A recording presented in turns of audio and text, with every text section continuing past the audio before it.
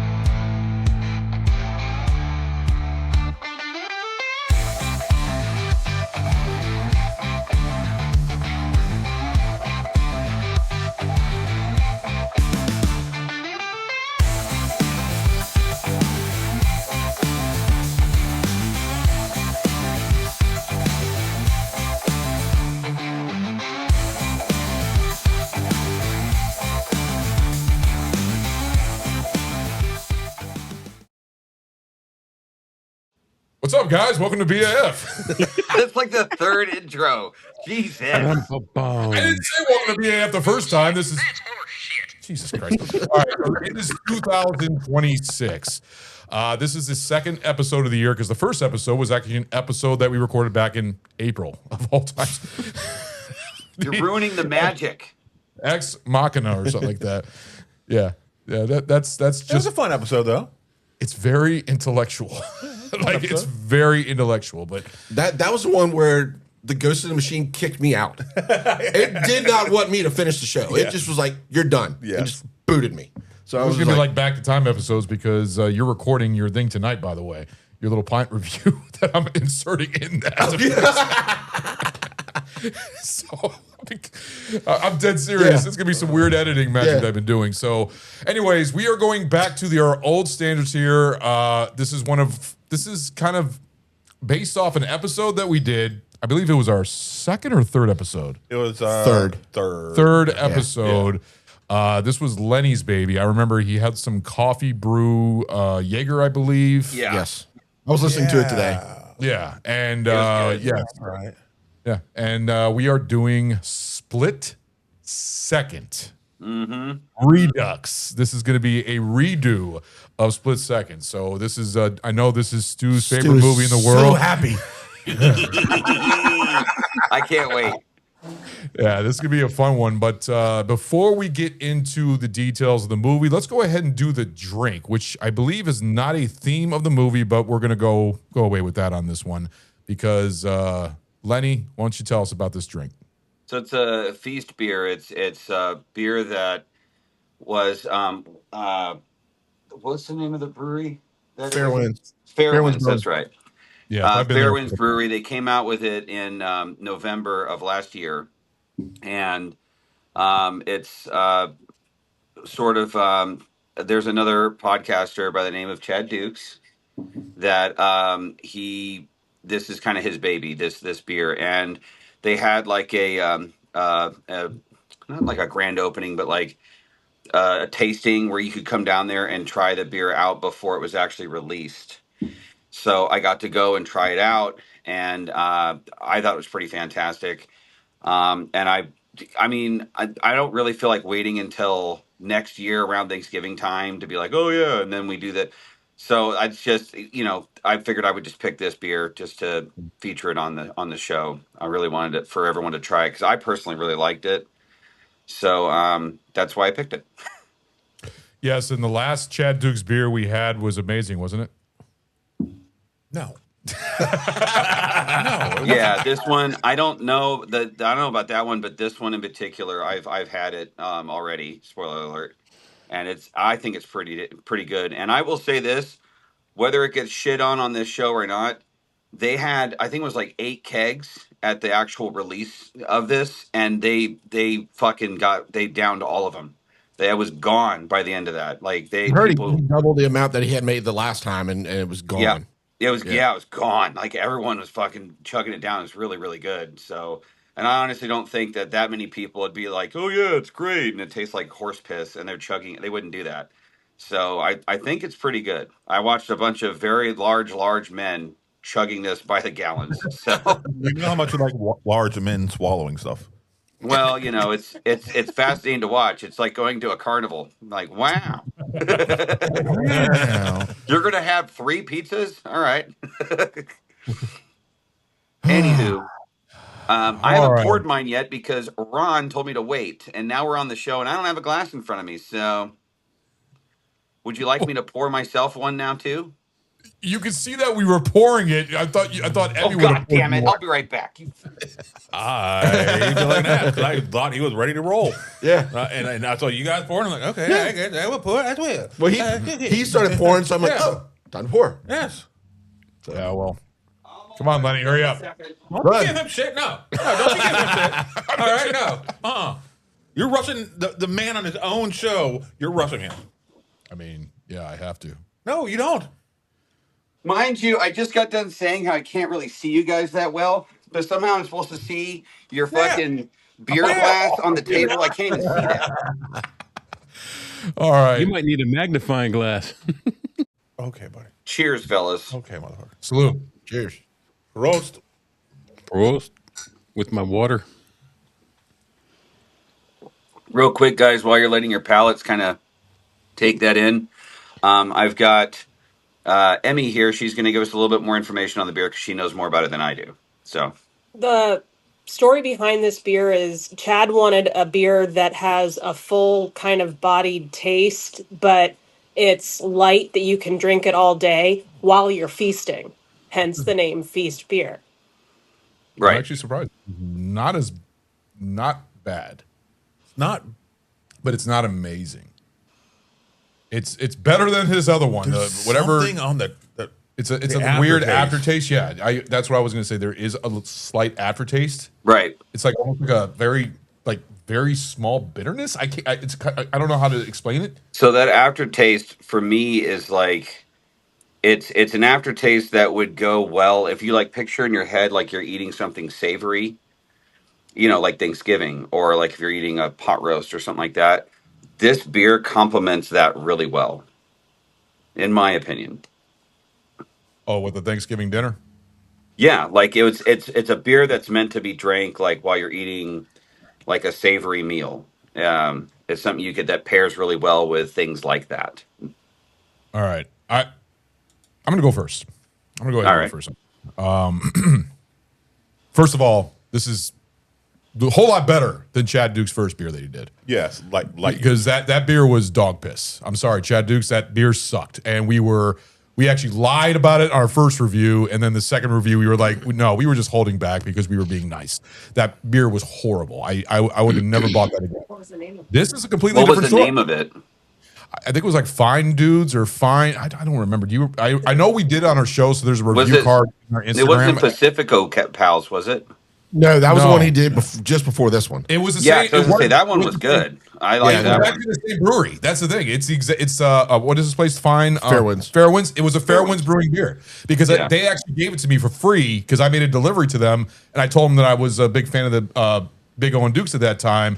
And I brought it back and we did a review for a show. I don't remember what we reviewed, but I remember me and Stu tried the beer out. And yeah, we were a little too nice about it. And then the second time we actually gave a real review. And tell you what, for Thanksgiving with yams. It was brewed with yams. Well, I'll throw it out there. The Pacifico Pals is a really good one. I've had that beer too.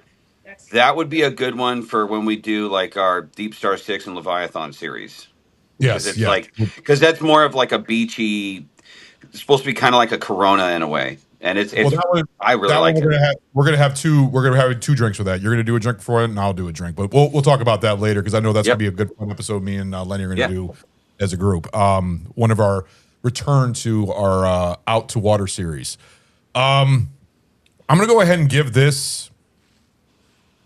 I'll give this a 1 and a. I'll give this a 1 and 1.5. I'll give it a 1.5. Okay. It's not something that, I mean, it's not bad. There is a slight taste on the end, and I know what you're talking about. There's like something on the end that's right at the back of the throat. It's like almost like a bitterness or something. I can't really tell what it is. But the beer itself doesn't taste that bad. It's actually not that filling of a beer. This is something I can drink over and over again. It's not bad. If somebody offered it to me, I'd drink it. It's just that aftertaste that takes it away a little bit. That's the only thing that I can't like. It's not like killing the beer, but it's something weird. I don't know Is if you it guys malty or? no, it's like almost like a slight bitter. I can't, but it's very smidge, like small amount. So Yeah. I'll go to 1.5. But maybe I'm going to. No, I'll stick with that. I'll go to 1.5. It's not bad. Okay. Chad Dukes did okay with this one. This one was okay. Yeah, 1.5. And I'm being honest as can be because it's. I was expecting to be like shit taste. What am I looking at, Lenny? I'm setting my little setup here so you guys can see me easier. Yeah.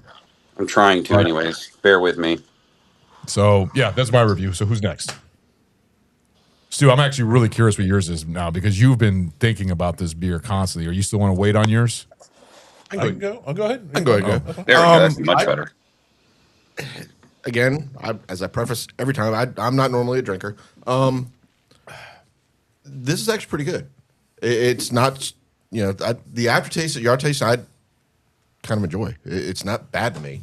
It's a bother for me. That's the only thing. That's the only. It's not like annoying, but I don't know. I don't know what it is. Is it bothering because you just don't know what it is, or do you just not like? Because I can't tell what it is, but it's like a bitterness. I don't know. So you're just confused, and that's why you don't like it because it confuses But you. that's his resting state, okay? Ron's like, I'm confused. I don't like. I don't know what it is. I'm confused. It must be a day that ends in Y. Yeah. But is it again? He did a good job. Is it the best one in the world? No. I think I'm gonna agree with Ron's score of 1.5. I would get it again. If somebody put it in front of me. So yeah, I enjoy it. They don't have any more. They sold out of it. Didn't I'm pretty sure he's probably sold. Yeah, out. oh yeah. Oh yeah. they? Yeah. So, right. Stu. Definitely better than the first beer we tried. Yeah. All right. When you told me this was what we were doing, I'm like, fuck, because the first beer really left me disappointed and feeling that he doesn't know what the fuck he's doing. Yeah. This is much better. I'm actually not going to like it as much as you two have. No, that's fine. I'm going to give it probably. I'm going to give it a 0 thumbs up. So it ain't bad. It ain't good, in my opinion. It has a aftertaste that I'm not a fan of. Just like almost like a bitter burnt almost to it. Well, Stu, do you like darker beers, or are you more of a light beer guy? I can enjoy darker beers. I can enjoy lighter beers. I can find good representatives of everything and enjoy them. I still have it on the back of my throat. Yeah. And then I'm feeling a lot of conflicting taste in this. Like at one point I can get almost like it's right there to a light and brightness to it, but then immediately it's got some heavy, like a heavy meal type feel to it in the mouth also. It's like I'm not a fan of all the complexity it's trying to go for.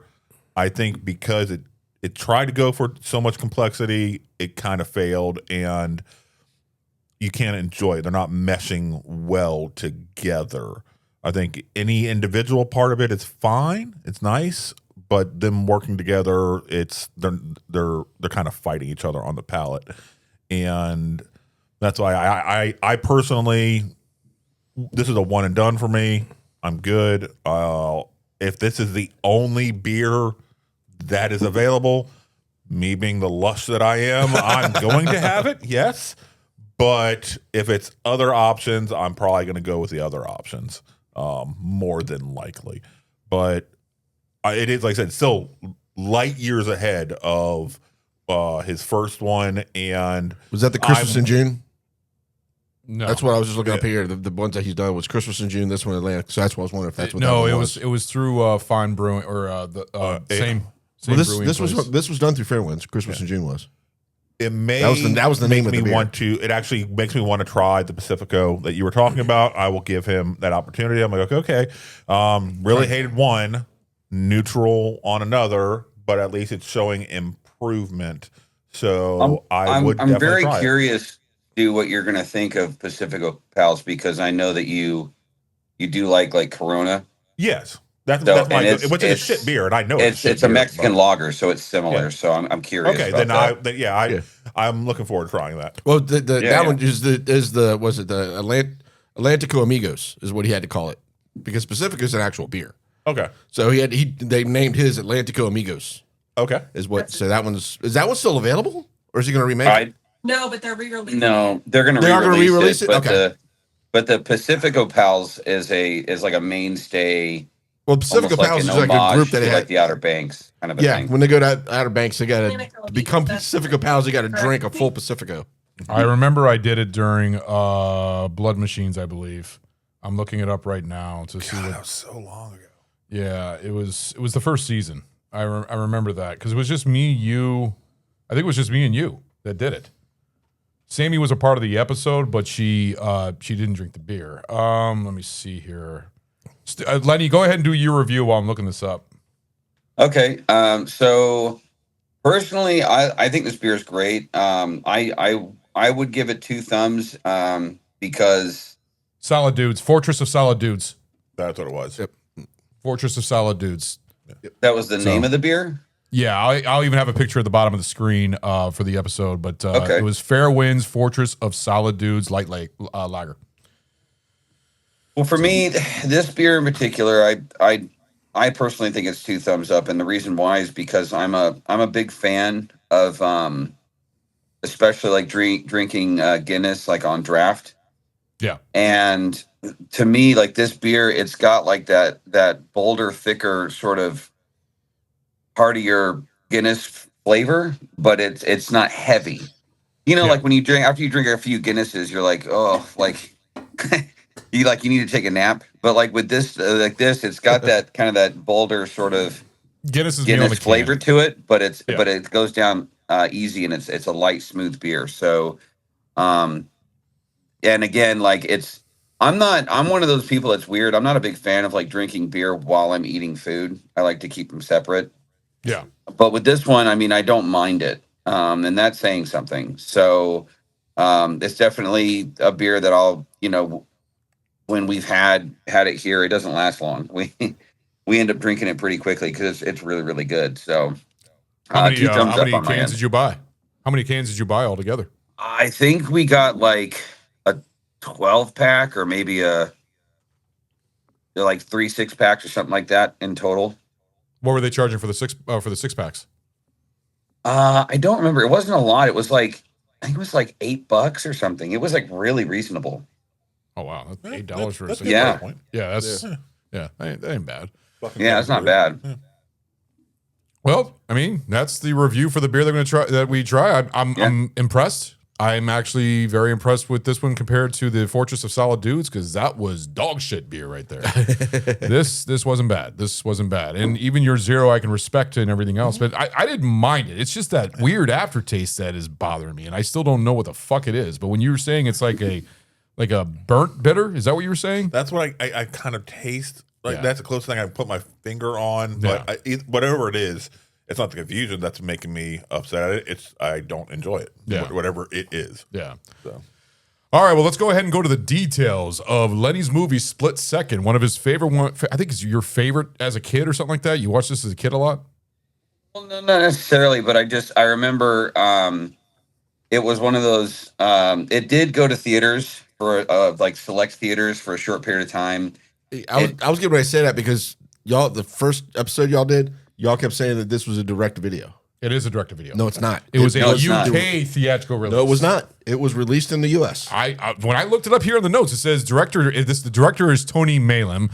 Release date May 1st, 1992, UK theatrical release. So I didn't see anything about a US theatrical release. The reason that it failed in the U.S. It was literally released the week during the LA riots, Right. and they're saying that it failed because it just nobody was going to the movies. Or because did of it that. cause the riots? Just a thought.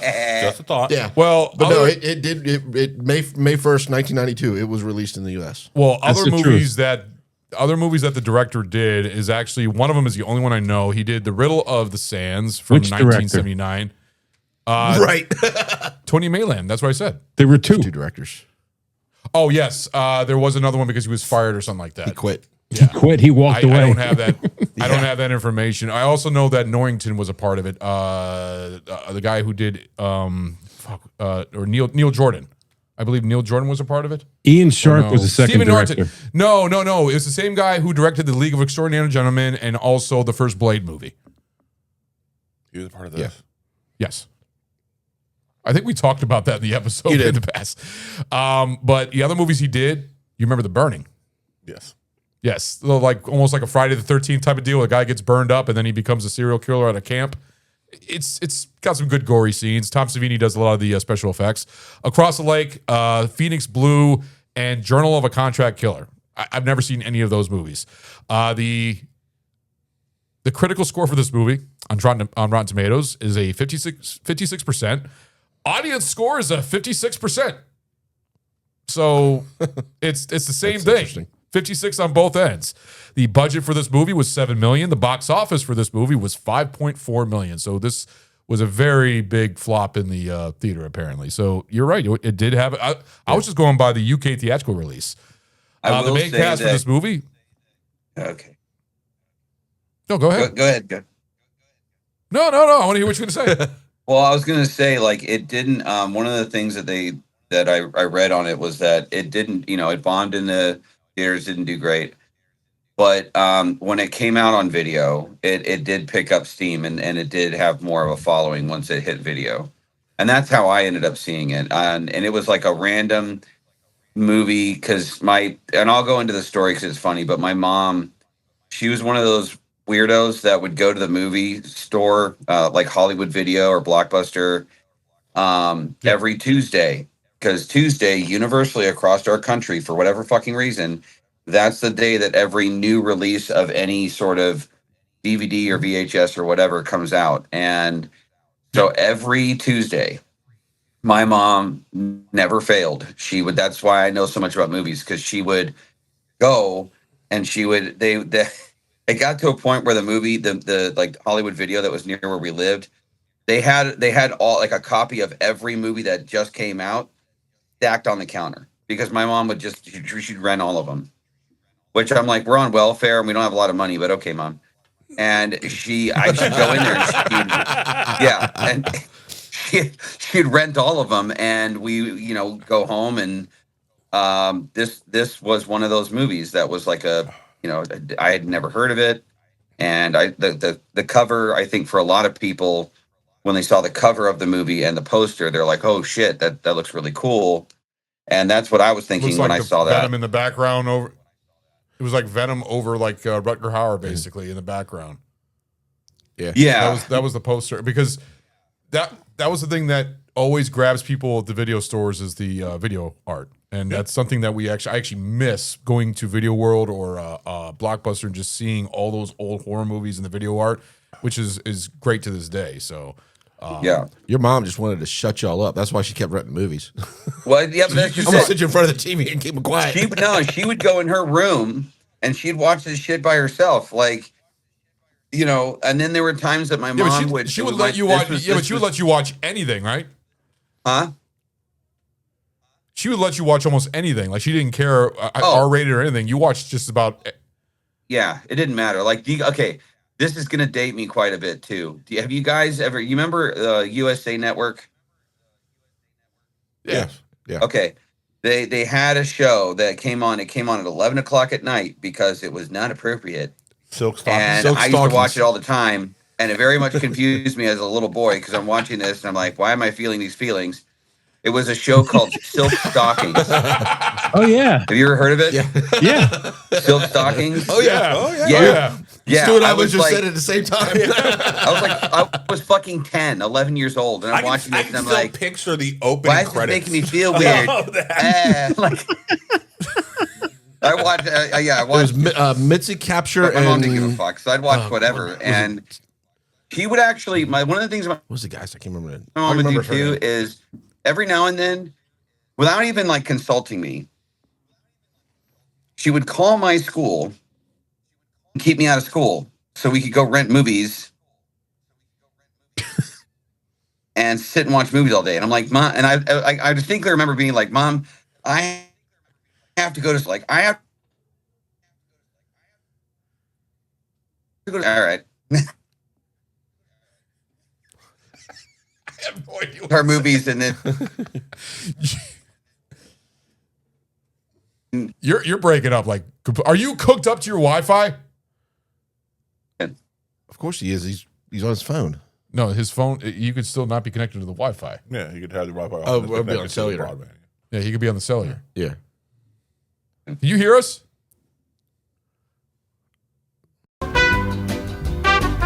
All right, we are back with the show. So Lenny is back. I almost said his name. where did we? What was the last thing you guys were able to? So you hear were talking from about how before? your mom would keep you out Yeah, of school for And how the you used watch. to, and used to jerk off watching Silk Stockings and everything else. Yeah. God, no, I was too young. I hadn't discovered that yet. And then I think we were going back at the box, the cast of this movie. That's where I was about to go right now. So And this is before the entire system was trying to rebel from us even trying to record this episode because how shitty of a movie it is. It was trying to give us an out by giving some technical difficulties. I think you're gonna. I think you're gonna point out how much you love this movie. I really, Is that what you think? Okay. All right. Anyways, the cast of this movie is Rutger Hauer as Detective Harley Stone. We got Neil Duncan as Detective Dick Durkin. Dick Durkin. I remember we said that a lot during the original Dick episode. Durkin. Kim Cattrall as Michelle, which is I do not like that haircut. Ian Dury as J.J. Stone. We got Pete Posthwaite as Detective Sergeant Hedges. We got Alistair Duncan as Frank, and Roberta Eaton as Detective Kelly. Let's see here. We also have movies that came out around the same time back in May 1992. You guys remember the movie Poison Ivy? Mm-hmm. Yep. We also got Big Girls Don't Cry. We got One False Move, Crisscross, The Favor, Lethal Weapon 3, which is a decent one. It's not the best out of the Lethal Weapon series. The Water Dance, Ruben and Ed, Alien 3, which I think is underrated. It's not bad. I hate to do this to you, Ron. Who? Okay. Are you Who gonna played? Who played? Postlethwaite? No. Who played? Dick Durkin. Don't fall into it, dude. Don't do it. Don't do it. No. It's worse than that. Trust me. Who do you have playing Dick Durkin? It says here when I did the notes, Neil Duncan. No. Alistair Duncan played Dick Durkin. Alistair Duncan. That's a totally different name than Neil. Exactly. This is what it was on the notes. Doesn't even sound the same. Where did you get the notes? It doesn't AI. even sound the same. I'm just. You get it Well, out AI of fucked up. Wikipedia? No, AI. I asked the question, what is the cast of Split Second? And I just copy pasted that.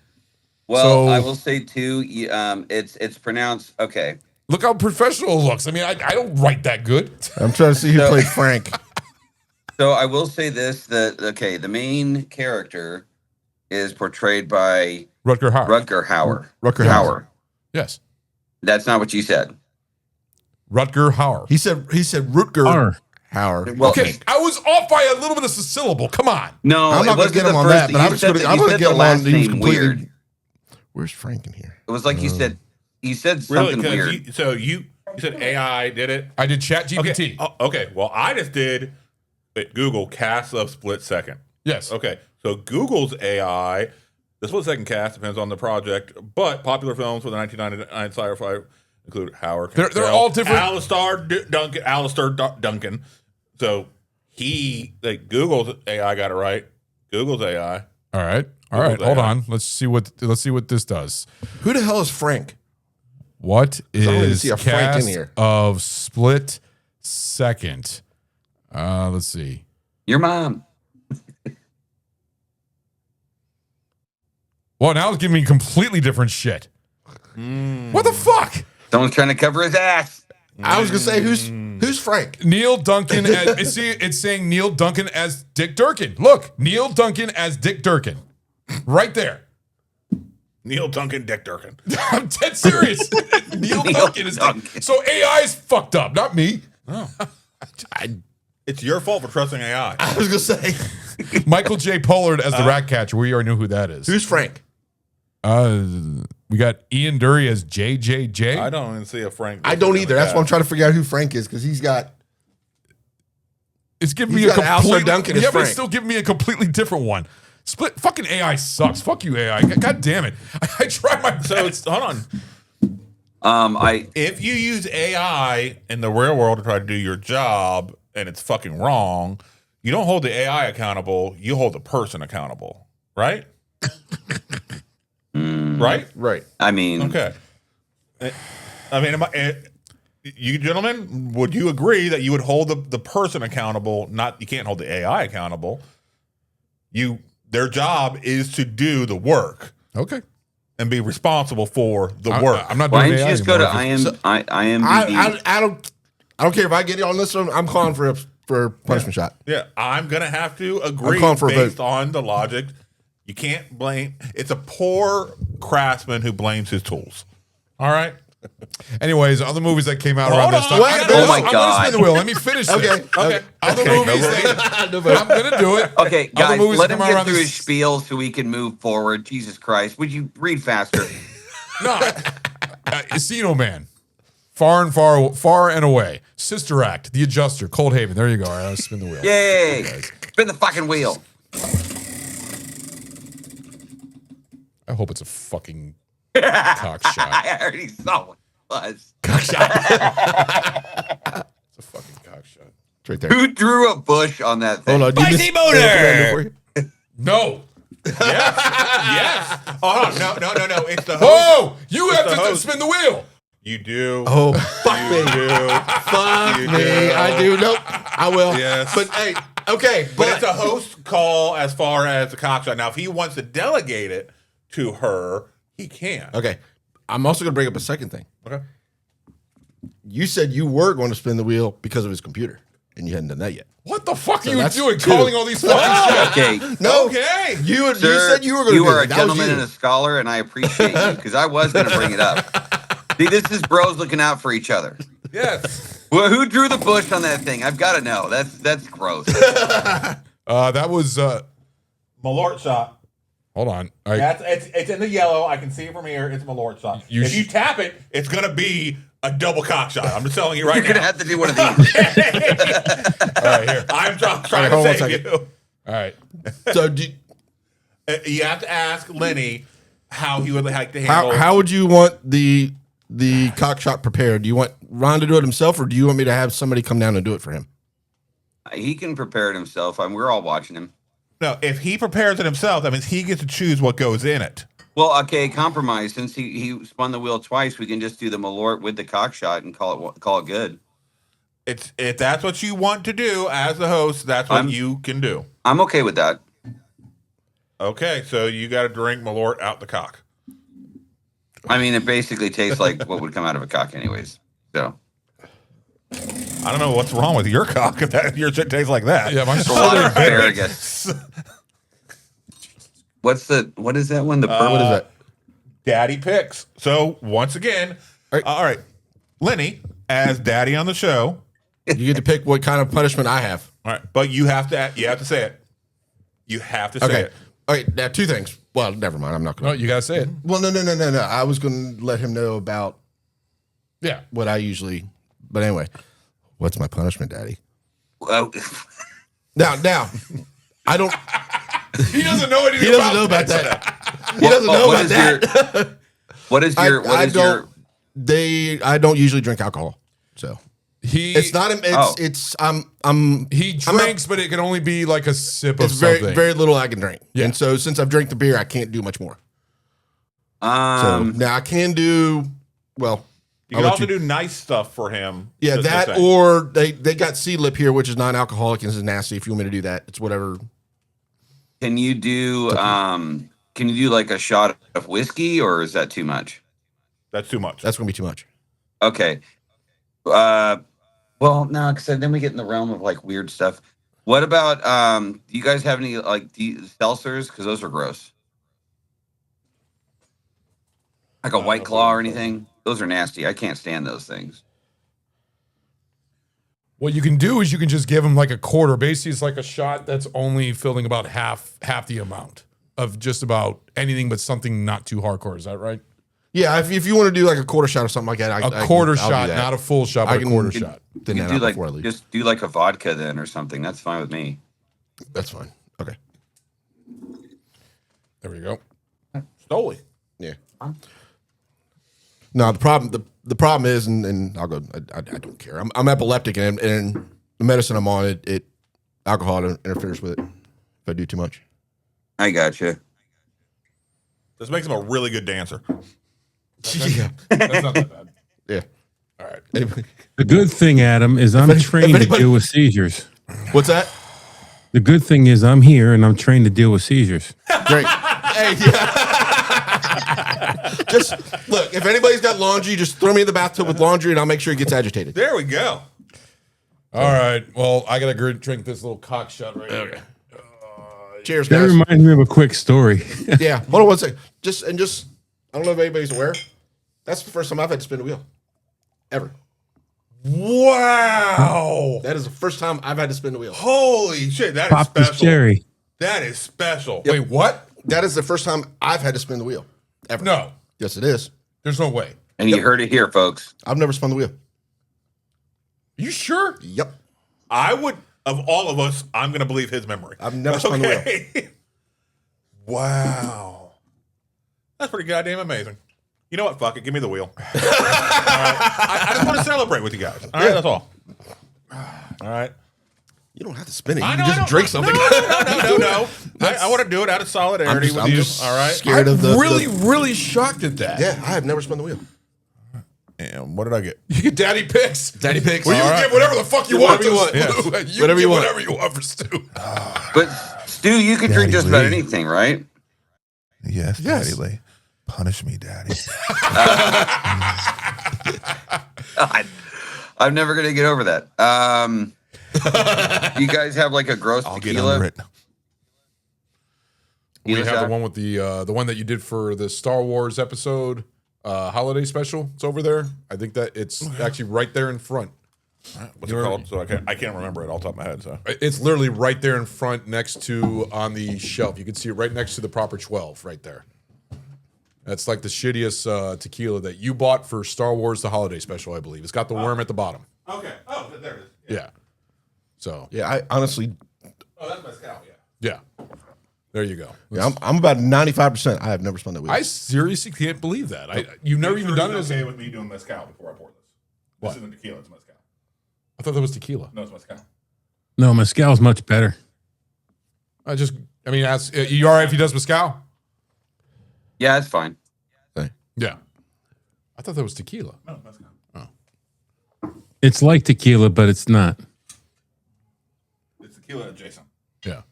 But it tastes like shit. No. I like Hold on one mezcal. second, fellas. All right. So, well, actually, we're about to go into the second segment. So you're going to go ahead and take this, and then we'll go ahead and take our break, and then we'll get into the movie. So take your shots, Stu. Hold on, bitch. I fucking hate you. Bros.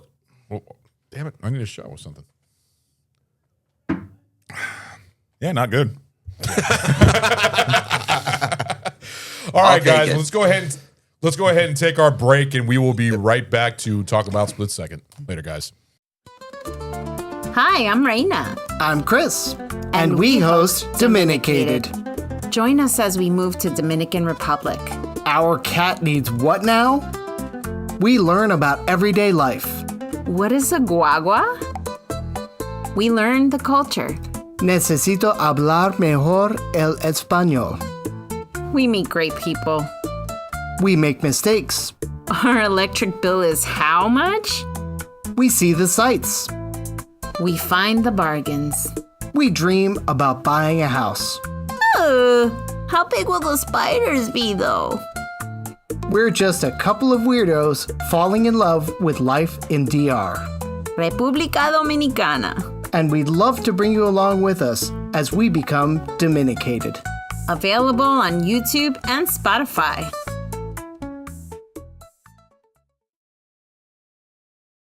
Hello there. I think we're back.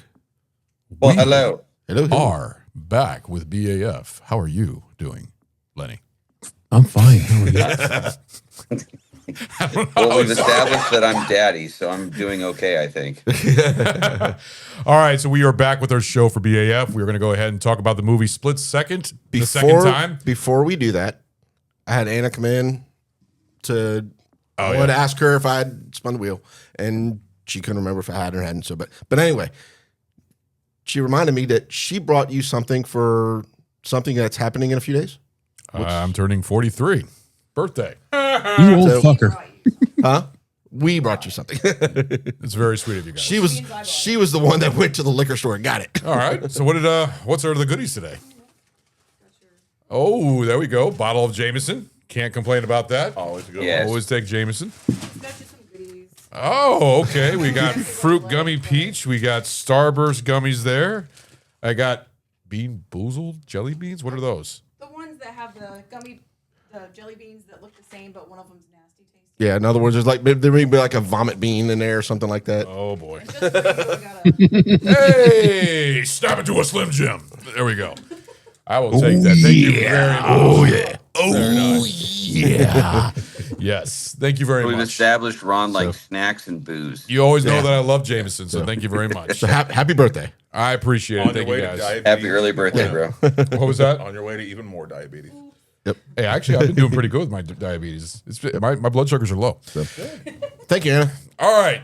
So, Lenny, Split Second. Yeah. It's all on you. Okay, so kind of went over the fun facts of it. I mean, I'll get into like my review at the end and stuff, but I will say that watching this again with a critical point of view, I will say that with this movie, you know, especially like in our age group, I feel like it's just a lot of like 90s nostalgia. Like the future is going to be fucked and 2008 is going to be crazy. And then like we look back at it now, and we're like, that's retarded. You know, like it's really, for me, this kind of a movie is just, it's fun. You know, I mean, you're not going to sit there and be like, oh, it's not realistic. That's stupid. Like, you're not really watching it for that. You're watching it for like the fun, over the top 90s, just bullshit fucking sci-fi movie. To me, it's a guilt. I guess maybe a guilty pleasure. It's fun to watch because it gives you that feeling of like 90s movies that back in the golden era, in my opinion. So you'd put this in the same realm as like Street Fighter? Because that's a 90s movie, or Double Dragon. Yeah, like is it a great movie? Not necessarily. I thought will it was a say that masterpiece. the thing I love about this movie though is it's fun to make fun of, and it's fun to laugh at, and in that you find yourself enjoying it, in my opinion. Like that's why this is a movie that I jumped at the chance to do, because a little did I know I was going to get the gem of, Stu's head exploding. That was a lot of fun. But that's one of the reasons why I kind of like this movie sticks in my head. And you actually told me to grab the trailer because it's so 90s nostalgic, right? Yeah, dude. It's like the voice, and you'll see. We'll play it on the show here in a minute. The shit that the dude says is so typical 90s, like the movie announcer guy. Yeah. It's good, dude. Actually, you know what? That's a good segue. Why don't we play the trailer real quick, and then I'll get into the next topic for what we're going to talk about. Here we go. I unloaded a full clip 450 Magnum, point blank. It disappeared. He can hear its heartbeat. He can hear his heartbeat. He knows it's out there. Somebody must have seen something. He knows what it can do. You telling me? There's something running around loose in this city, ripping the hearts out of people and eating them. Maybe he eats them for breakfast. Now it's really pissing him off. And his new partner I work alone. makes two. Paranoid people with guns are a menace to society. You'd be paranoid too if you had a dipshit like this following you. I've got nonas and serial homicide. Oh, terrific. It has no motive. It has no motive. The only thing we know for sure is that he's not a vegetarian. It has the DNA structure of all its victims. It gives no warning. Ready to die. But one thing's for certain. We gotta get bigger guns. It ain't no pushover. 2, yeah. Bingo. We want to get to Cannon Street. No, you don't. Yes, we do. No, you don't. Boy, are you pushy? I wouldn't say this thing thinks it's Satan. I'd say it is Satan. Rat bastard! Satan is a deep shit. Get out of there! 5 seconds! Okay, 4, 3, 2. Rutger Hauer. Split second. Nice timing. Split second.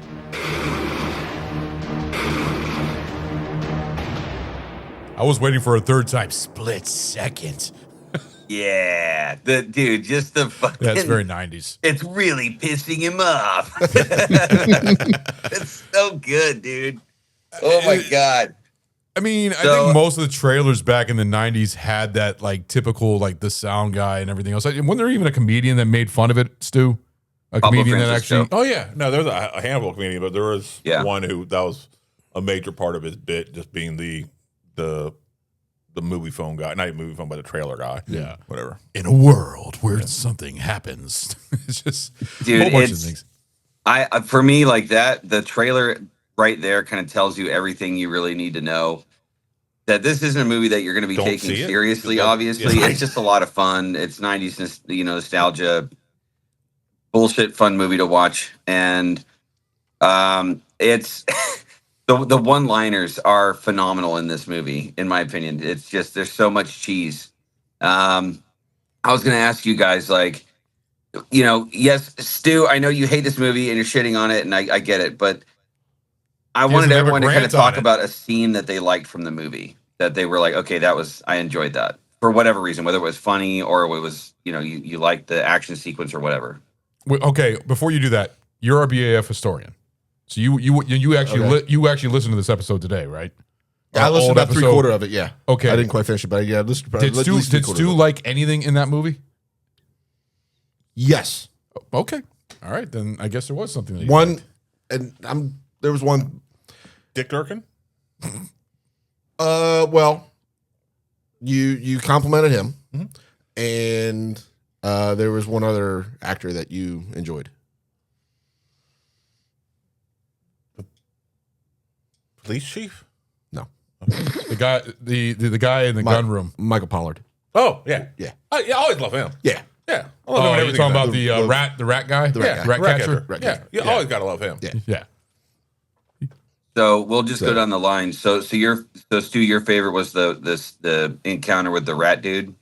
No, my favorite scene, or even it's not even a full scene, but just a little bit of a scene when Dick Durkin's kind of losing his shit and going through the guns after he started going fucking crazy too, and trying to find the appropriate size gun for what he's looking for. I'm like, all right, fuck it. He's just full fucking hog right now and just having fun. All right, let's roll with biggest thing you can find. Yeah. That's the other clip that I have. That's the only clip I pulled for the movie is the Perfect. scene where they're going with the guns. Yeah. Because it's funny because they're talking to the older what's the guy, what's his job that he does, the gunman or Well, he's the like armor. the Yes. guy that inventories and signs things in and out, like a special equipment. That's where I liked his little short role. I thought he was hilarious because Yeah. he was like explaining everything and You everything. actually asked that same question in the first episode. Did I really? Yes. What's the guy's name? What was the armorer? You know what I love is that every single other thing, every other thing that the main character does, there's always somebody that's like, "You can't do that. You're fucking crazy," but he still does it, and no one stops him. Yeah, you can't sign that out. And he's like, "Fuck you," and he just walks out with it. I'll It's take like that, two. Yeah, that wouldn't happen. I'm sorry, that doesn't work that way. But yeah. All right, so you wanted the question was, what was a scene that we liked? Yeah. So Spicy boner! partner. Oh! What I do? Spicy boner. Spicy boner. I thought I said stew. No, you did not. Are You you did not. sure? 100%. 100%. All right. Spin the stupid. I can't spin the wheel. I'm not there. So No, it doesn't matter. He doesn't spin the wheel since he's what is not. his selection of stuff that he has there? Don't you have those like little balls? Where'd you go? yeah, hold on. He's gonna go look at his punishment collection. Yeah, I know he has like a little punishment collection. I remember he had those little the ones that are little pre-made shit that you get at like Fast Mart or stuff like that. Buzz balls. Yeah, something like that. Okay. So Since the last show, I've discovered I don't fucking like these. The 99s, they're nasty. It doesn't matter like the flavor. It's the consistency. I hate the watermelon one. The consistency of it, they're just gross. So I have a handful of them here. There's and you can choose which one you want me to shoot. We'll just go that route. So we got mango, peach, grape, watermelon, apple, pineapple, orange, or black cherry. Do black cherry. Black cherry. Do black All cherry. And you know what? I won't even do a shot glass. I'll force myself to shoot out of this stupid thing. Are they cold or are they cold or warm? Oh no, they're room temperature. Oh, okay, Awesome. better. Good. It's like really sweet and syrupy, man. Yeah. All right, here we go. Robitussin. Yeah, I've had to drink the watermelon ones many times. I wonder why. I don't think you like the black cherry. Is that bad? Oh, holy shit! Is this just an act, or is it really that bad? No, man, it's really that bad. Oh, I like went in my nose. Good God, those taste like shit, man. Yeah, God damn, that's the spicy boner. Just be better, and you won't have to do it. Yeah. Yeah. Dude, I miss you. I miss you drinking Malort though. I still got to get a bottle of Malort to you. So Yeah. all right. So no, that was bad. That was really fuck me. Mike, why don't you go next for your favorite scene? Yeah. I like the creature, and at one point I stopped and rewound because I looked at it and I realized it struck me as Venom. Yeah. Like I saw it and I'm like, that's like the original alien suit from the graphic novel. Venom with asthma when it first showed up, and I'm like, wow, I kind of like that, especially since most of it was practical effects. Yeah, I think they did a good job with at least that part. So so that was the scene in the underground, the subway. That's the only part of the scene in the underground that I liked. Okay, I like it. Yeah. What about you, John? So, who? Did I say? Please tell me to say a name. No, you just said somebody's name that's not even here. That's fine. Adam. What the fuck did I say, John? You said John. Don't know who John is. So I can't give him a spicy boner because that's not my name. So, Michael Pollard, I really like him. The rat, the rat catcher. So I like the scene where he goes down to the rat catcher and he's like, can you get us down into the cells? And he's just like, let me use my secret door. Yeah, and they don't make it very long. I think like they're out of camera for like 5 minutes, and then they find him dead. And I'm like, right, yeah. Wow. It's like drop him down to the water. Damn it, he's already dead. Yeah. So like a lot of help these guys were. Right.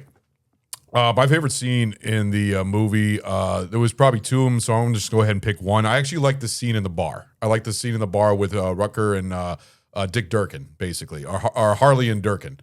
I thought that their chemistry together was actually kind of fun, and just like how he was being a dick to him, but they were starting to gain a almost like a bromance between both of them throughout the whole movie, because you could tell that they didn't like working with each other, but then they started working with each other and it started, becoming a good partnership between both of them.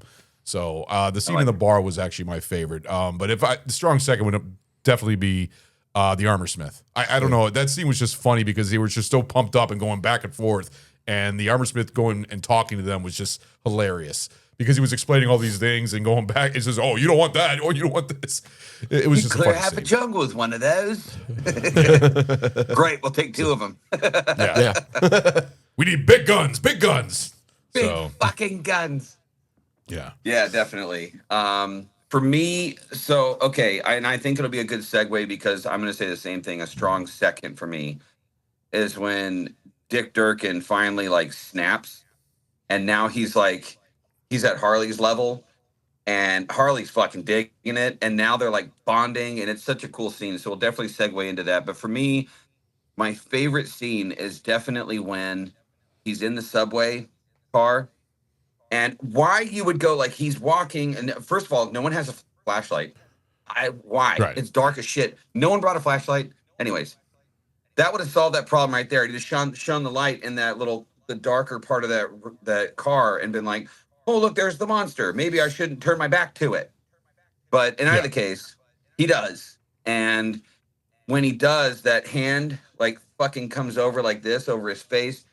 And like I will say that the one thing that I did dig in this movie was the music, like the suspenseful music, the music. Knights in White Satin was. Do what? Knights in White Satin was Knights in White Satin was actually used in the bar, but it was also used like almost like a score theme throughout the movie, which was beautiful. So I don't know if you knew that, and that's one of my favorite songs. Yeah, like all the tender moments and stuff, they would play that. It was like a piano sort of version of it. I thought it was really beautiful. It was really, really well selected, in my opinion. But that really eerie, ominous, like you're about to die music that plays when that fucking this is the first time you really get to see like an appendage of this thing. And like the nails, they're like long and fucking barbed. And you can kind of see how this thing with those nails is able to punch into someone's chest and pull their heart out. And you see that like it's like coming across his face and shit. That scene was really cool, in my opinion. Like it was practical effects.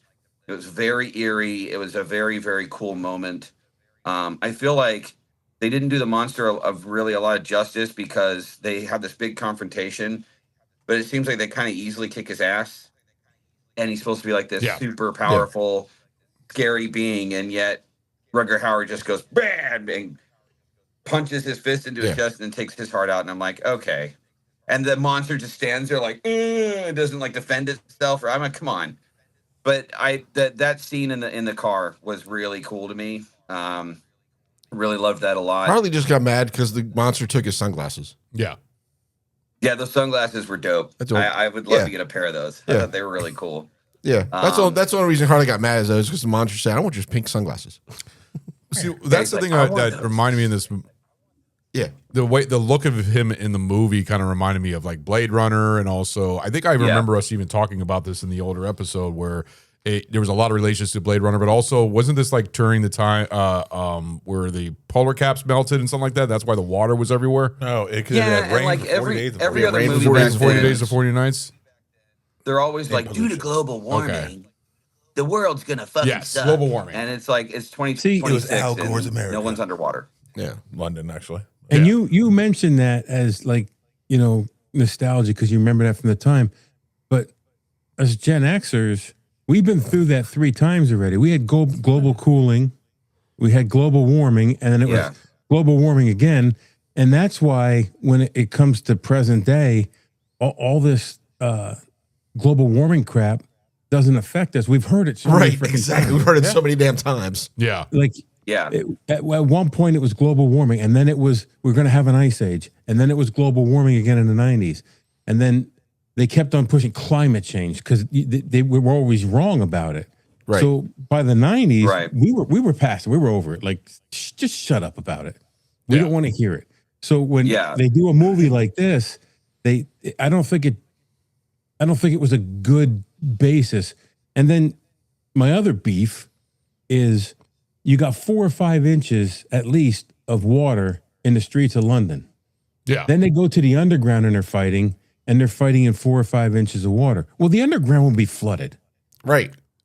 I didn't even think about that. I don't even think we brought that up in the show. In the other show. Well, but they said, Like they go, that whole oh, we're definitely substation below would the be water underwater. table now. It's like, how the hell are you below the water table and there's that big of an air pocket? Yeah, if it would rain for 40 days and 40 nights, those things would be full of water. Yeah. I don't care. There's no way there's enough air pockets would last that long. Yeah. So, yeah, The substation ridiculous. wouldn't exist. It would all be No. underwater. Yeah. No, Be a giant but swimming yeah, pool. that scene where, just to elaborate on a little bit more, we'll play the clip. Where he finally really gets a good look at just how big this fucking thing is, and he can clearly see it's not human, and he finally snaps, and he's finally at dude's level, and they bond over that, and they're like chemistry once they hit that level of like buddy cop. It really cool. It was a cool transition, in my opinion, because at the beginning of it, you fucking hated Dick Durkin and wanted nothing to do with him, fucked with him constantly. And then finally he's like, okay, I respect you now. And it took him being fucking crazy. I feel like it's a common trope in movies. Yeah. It's a common trope in movies where, a common trope in movies with a unlikable character being put with another character, basically cops and everything else, and then you end up starting to like the guy. Just like Stu. I mean, didn't you actually like Dirk Dicken? How do you say his name? Dirk Dicken? Is that what you just said? It's confusing as fuck. Well, he was calling him Dirk Diggler in the first episode from Boogie Nights. Yes. So. I was? Yes. I called him Dick Diggler? Yeah, you're calling him Dirk Diggler. Jesus. Several times. Well, he dicked down his wife every night, supposedly, and then ran 5 miles, so I guess it's possible. Yeah. His alter ego. Well, there's I don't know if you ever saw it in the Blu-ray version. There's actually a deleted scene with him and his wife. Really? Taking her down? Yeah. Oh, okay. Yeah. There's actually a whole, like a long Korean version on this where it's actually got all the deleted scenes put into the movie. But it's like a work print copy, so it's very bad quality, but it's actually an extended version. Stu, I know you'd love to watch that. Well, version. the funny part, what was her name? What's the wife's name? I can't. It's Rebecca. I don't know. I'm not going through the names again because I fucked it up with AI apparently. No, but what's funny though is that at the beginning of the movie it says and introducing, and I can't remember, it was like Rebecca Holden or something like that, and she wasn't in the movie except for this cut. Okay. So they introduced her in the credits, but she was not. They cut her completely out of it. She's in the deleted scene. Yeah, because they go up to her his apartment and everything else. But it's just funny that they specifically said in the very beginning of the movie and introducing, and they had her name. Did we talk about that in the episode also? I don't remember if y'all did or not. I don't think we did. But I remember. Yeah, I don't remember if y'all did or not, but I just remember seeing her name. Yeah, and then it was like Roberta Eaton. Yeah. And she wasn't in it. Yeah, so she's in the extended Korean version. The VHS release in Japan. That scene I think it's the Korean version. It says Japan. Oh, maybe I was wrong. In my trivia thing here, it says the scene with his girlfriend Robin survived only on the Japanese VHS release. Wrong? I'm not saying shit. Interesting. Yeah, I was going to say too, like, did it say on the back? Another thing where like the guy, what is happening I don't have my reading glasses. I can't read that shit. It's too far. You can read that. No, I can't. I ain't got my reading glasses. You? Probably not bright enough, and I don't want to turn my phone on. So one of the things see shit on that was, I don't know if it's one of the things that was kind of, What's up? What are we doing? We're listening. Oh, yeah, well, because I We're started listening to to you. talk and you start to talk, so I'm going to stop to see what you're trying to say. Anyways, his the other thing I thought was really cool is when he sort of flipped script and started acting more like Harley. Harley's like, you want some coffee? And he's like, yeah. And then he's like, oh, you want some chocolate? And he's like, oh, yeah. And he's like starting to like drink coffee and eat chocolate just like he does. And it's funny because that diet of anxiety, coffee, and chocolate, people started calling it the Rucker Hauer diet because like that's fucking insane. Yeah. But that is definitely like a first responder type of eating habit. So it was actually really, really cool that they put that in there. Coffee and I chocolate. only saw him eat one. Why did he put the meal. chocolate on his fucking? What? Yeah, but why was he putting chocolate on his fridge like magnets? Hepatitis Is that what it was? makes it taste better. Yeah. Like he just put them there and they were all melting or something like that because his girlfriend was, or the girl that he was with, Kim Cattrall's character, which, by the way, I think everybody knows Kim Cattrall, the girl in the locker room at Porky's. Lassie. Sex in the City. Lassie? That was that's right. name. Oh, yep, I remember. Oh, that's a classic. So, by the way, it's a Japanese cut on the back of the. Then I was wrong. Pretty, but like that haircut was insane, and like her. No, she's not. Her acting was not that great. At least, at least the initial introduction of her character was really awkward, and the acting was really like. I know, again, it's a B movie and it's a sci-fi movie, so who gives a fuck about the acting? But it was weird and awkward, And then she finally kind of found her. You could tell throughout the movie. She started to find her niche and started to like find her rhythm, and then it was fine. But initially it was like weird when they met in like what do they call that when they have like the little tiles and then you just go up and you put the candle on the one tile? Mausoleum? No, it's not a mausoleum. You say mausoleum? Yeah, mausoleum. It's not a mausoleum. It's a. Yeah. I don't think it's a mausoleum. Is Is it it a mausoleum? Yeah, but they called it something else. It was the London. Oh crap! What was it called? I think a mausoleum is, in my mind, different. I thought a mausoleum was Necropolis. Yeah, It was called the London Necropolis. I could see it being a necropolis. Yes, that but makes more sense. I think a mausoleum is it is a separate building that's storing body, but I picture them more like laid out, like in caskets or whatever, but not entombed behind walls. I do picture them a mausoleum being different and smaller than that. Yeah. Well, the thing about you said about her haircut, how you hated her haircut, and I think I remember talking about this in our older episode, is that around the same time she had black hair and she was in Star Trek 6: The Undiscovered Country as a Vulcan. And she had the same like hairdo with like the shaved side and everything else. I never was a good look for her. I had a crush on that actress when she was in the movie Mannequin. I don't know, from the 80s. Mm-hmm. You remember Mannequin? Yep. I do. That's like she was hot in that. She was also in Showdown and Showdown, Big Trouble in Little China. Big Trouble in Little China. Yeah, I'm getting the two movies mixed up. She was in that too. She was a very pretty actress, and I think she plays like the big slut in Sex and the City. I think. Yeah. No. The hair was atrocious. I just. But that was a '90s haircut. Yeah, really? Yeah, well, and like I don't remember that being a '90s haircut.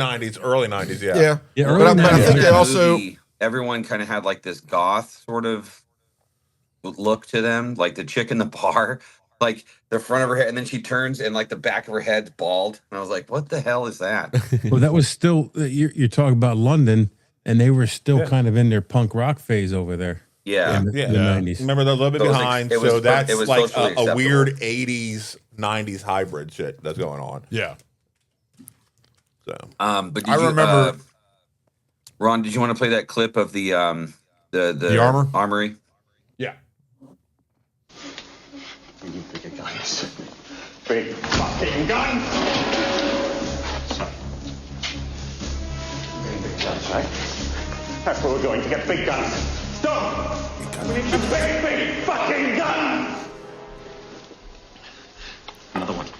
Did you see its eyes? All I saw was this. Drink.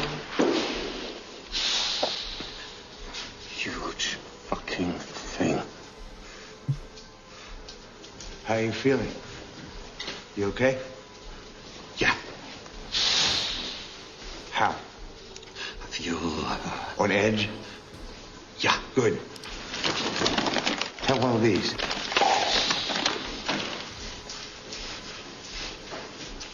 Dick, you really get laid every night? Yeah. Oh, yeah. Now what? Now, we're gonna get bigger guns. Hallelujah.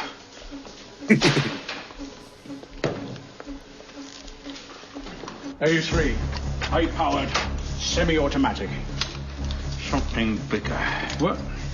Does the chief know you're down here? Can you pick it up? Does the chief know you're down here? Fucking gun. What the hell's he on? Chocolate. Chocolate. I want grenade launcher. Right. Calico high capacity 9mm helical mag. Right. SA-80. That's it too fucking small. Wow. No, that's an assault shotgun. Fully automatic. Yeah. Listen, that fires 650 rounds a minute. Yeah? Yeah. What do you need two for? Hey, what the fuck is this thing you're after? A Sherman tank? No. What? No. That's a Megatron flash grenade. You could clear the jungle with one of these things. Yeah. Two. Yeah. Bingo. Let's go. Oh, yeah. Oh, yeah. What if one of you guys had signed the thing? It's like the sum total of every serial killer I've studied. A single organism made up of multiple DNA structures. As if someone took every serial killer and rolled it into one incredible being. What the hell are you doing with those things? Who authorized this? Yeah, it's always the same. Like, who authorized this? What's going on? And they're like, don't worry about it. And then nobody just let us do our thing. further. Yeah. Fully automatic shotgun that sounded like a laser when it shot. Yeah. Yeah, the fucking the 90s like sound effects. Yeah. Like, okay, we're not in Star Wars. What do we Right. That's not what that sounds like. I think it should have sounded like the shotgun from the Expendables. This I mean, feels- that's what I wanted Right. to hear. This feels like very much like the old episode because you've been so quiet. You have been very quiet during this whole episode. Are No, you I've been saying stuff. barely? I've been saying stuff. He's Okay. biding his time. More so than Mike. Mike All has talked more than you. What are you I talking disagree. about? He's I brought up disagree. facts and everything. Well, he always brings up facts. He's the fat guy. Yeah. He's the what? Did you just call me fat? Oh, I was just saying. That fucking prick, right? I swear that's what I heard. No, I said the fact. Dear God. I'm gonna try and rein us back in. Poor Ron. So one of the things I was have we gonna derailed? say, the you know when they start bonding and they're like in his apartment and he finally realizes what his partner's name is. His name's Harley. Yeah. So that scene, Alistar Duncan, he starts laughing. And Rucker Hauer, like he kept it together during that scene. Yeah.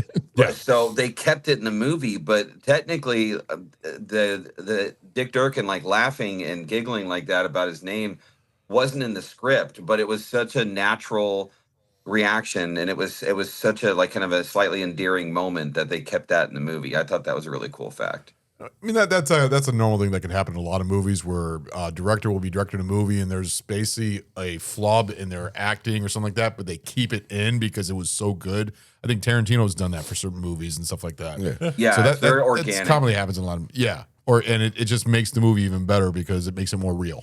I mean, the best example of that is Raiders of the Lost Ark, where Indiana Jones Oh yeah, where he shot the guy with the sword. Oh yeah. I mean, the only reason he did that, he was sick that day and Yeah. didn't want to deal with it. He's just like bang. Yep. It's just like I mean, it's one of that the was most not iconic in the script. and it's one of the most iconic scenes in the movie. And that was not scripted at all. Yeah, and then they tried to redo it in Temple of Doom, Right. and he didn't have a gun that time. Yeah. But yeah, they're I just with this movie, one of the things that I love too is it's sort of it plays like an homage to like you said, like Blade Runner, and there's like elements of RoboCop in there. There's like elements of all different, 90s movies of that time that sort of like is all melded into this movie. And I love the fact that like Rucker Hauer's character, he like goes storming into the police station and the typical, like, the superior officer is yelling at him and he's just like, yeah. And just lets him get away with shit, even though he fucking yells at him for fucking up constantly.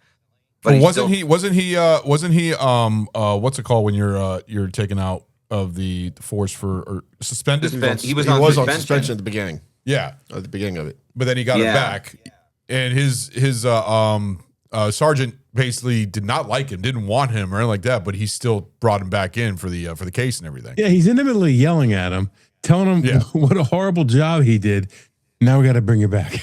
Like in the same sentence.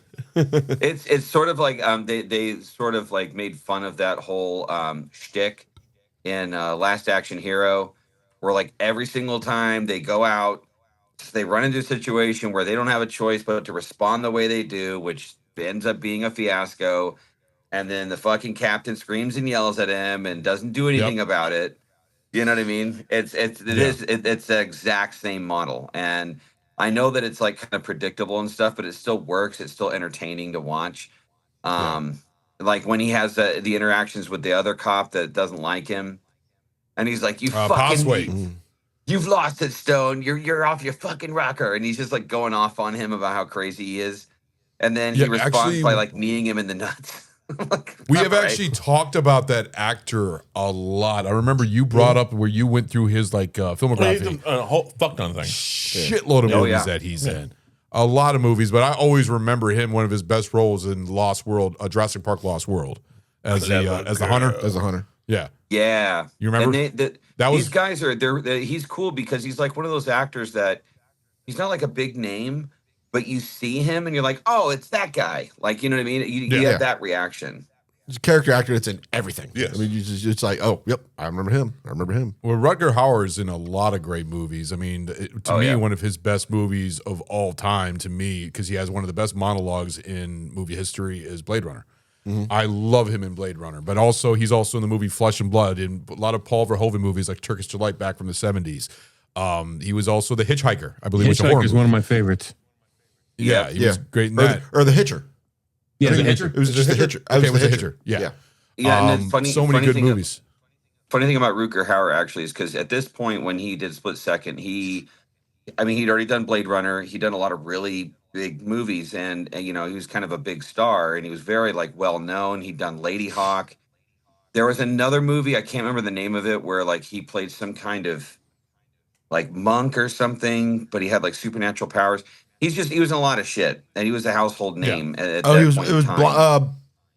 Blind something. Blind Fury. What was it? Yes, Blind Fury. Yeah, I know what you're talking about. Yep. And so he was just pretty much untouchable. The guy really was really good back in that during that time frame.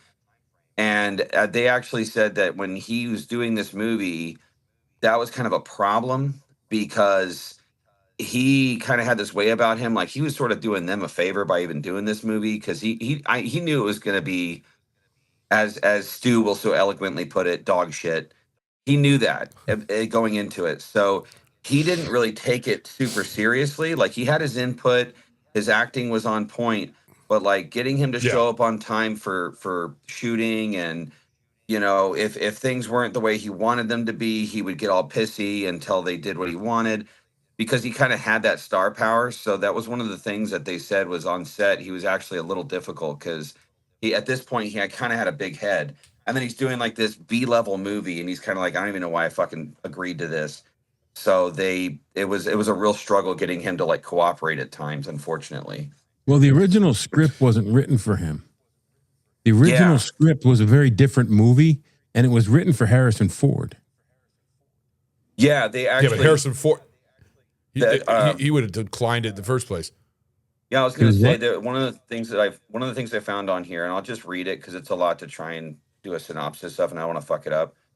But Gary Scott Thompson's original 1988 speculative script was actually titled Pentagram, and it was supposed to be set in Los Angeles, where it involved a ritualistic like serial killer who murdered 5 people every 5 years.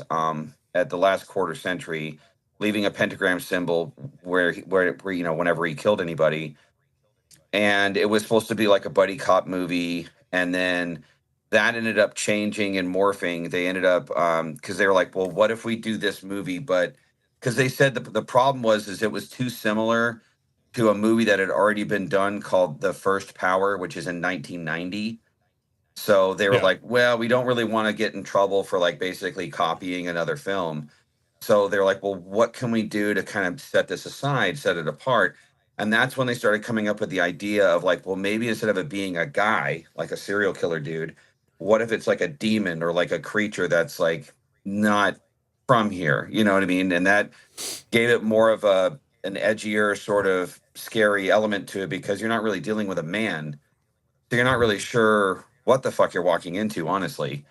And they were like, well, what if we were to do First Power, but we'll do it in London, and they were going to call it Black Tide. And then eventually, Black Tide? Black Tide. That was the original name. And they why did they name it Split Second though? Like Split Second doesn't mean anything for the whole movie. Like, what's the whole point of that title? I mean, they don't really have any information on that. I think it was just a lot of spitballing and going back and forth. Rucker Hauer was actually the one that kind of when he came to the table, he was one of the ones that came up with the idea of like, well, what if we did like a monster of some kind instead of a guy? Because at that point in time, there were so many movies, especially in the 90s, because that was back when like serial killers were sort of like popular and all the craze. You had Silence of the Lambs, you had all these different movies that were coming out. And so they were like, well, he was like, well, what if we did like something that was not human? But it had like the intelligence to be, because all throughout the movie, this thing is supposed to be a demon or whatever, but it keeps fucking with him and writing shit on the ceilings and writing shit on the, sending him the heart after he took a bite out of it and things like that. So I think I do see why he went with that, because it was a little bit more out of pocket and it was something that was more, there's a little bit more of a mystique and allure to that, because you're not really sure what you're dealing with. So they weren't, which is why the armory scene was so cool, because this thing's like huge. They don't really know what it's vulnerable of or if these guns are even going to work. So they're going to get the biggest fucking guns and the biggest things they can find to try and kill the thing. So I thought it was. Why does the thing always sound like it's pleasuring? Why does the thing always sound like he's pleasuring himself? Because it sounds like he's like got asthma or breathing issues and stuff like that. It just sounds really bad. Well, the breathing thing is more of just his psychic connection to his victims and to the people that, he had a connection with, for lack of a better way of putting it, like hearing the heartbeat. I will say the breathing thing was a little weird, especially at the end. He was just constantly sounding like he needed a fucking inhaler. But the heartbeat thing was really kind of a cool concept. I actually really dug that. And then it's just a way to bring the tension in the movie up. Yeah. Do what? Yeah. I think they're going after a Darth Vader thing. I think they just have Vader's breathing. They just was like, oh, let's make it sound like he's breathing roughly. It's like creepy breathing in the dark, or if you were to hear that in your house, it would freak you out. Yeah. So I think they were trying to go for like the scare factor there with like the breathing and they're like trying to build some kind of suspense in the dark. What would scare you if you were in the dark and couldn't see anything? What would scare you? A sound. Right. Okay, what kind of sound? A raspy breathing. Well, also the heartbeat also brings the tension up because it's like beating harder and harder and harder to the point where it's making you think like, oh, what's going to happen? What's going to happen? Everything else, but I don't know. It's pointless. The heartbeat thing was a good way of building like anxiety and tension, I think. Yeah, I think it was a little overkill. It just sounded like he was pleasuring himself the whole fucking time, especially when he's looking at Kim Cattrall in the shower and everything else. But I will say this, the gory scenes, when you're seeing the bodies all laying on the ground and everything else and their chests all ripped open, it's pretty good gore effects. I won't lie on that. I thought the gore effects were pretty good. Yeah, it was very, very respectable, I think. They did a really good job with the special effects in that regard. Now, I will say, there were scenes where, like, the special effects, even I was like, it starts out cool. He's got his claw going through the metal of the thing, and you're like, oh, that's badass. And it cuts away, and then it cuts back, and it's his whole ass claw is out now, and it's like to the wrist, and he's just going, meh, and he's like being chased by this. I was like, what the fuck is that? But there were. That's the funny thing about this movie, is that there were definitely special effects scenes that were really bad, but then I had other ones that were really good, like the scene in the morgue. That was gross and creepy as shit.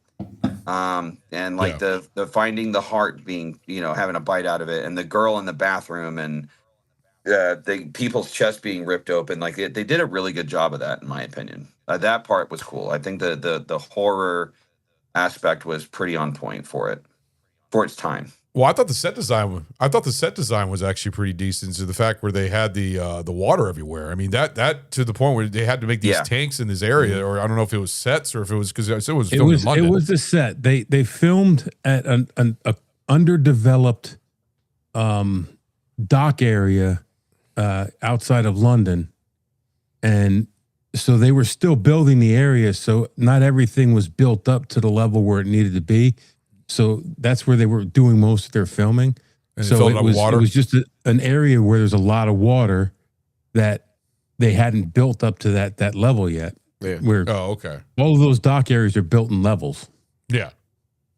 And actually, I think that's a good segue too. I was going to say if you wanted to go into some if you have any other fun facts that you wanted to go over, and then maybe we could go into the movie review. Unless there's anything else you guys wanted to discuss.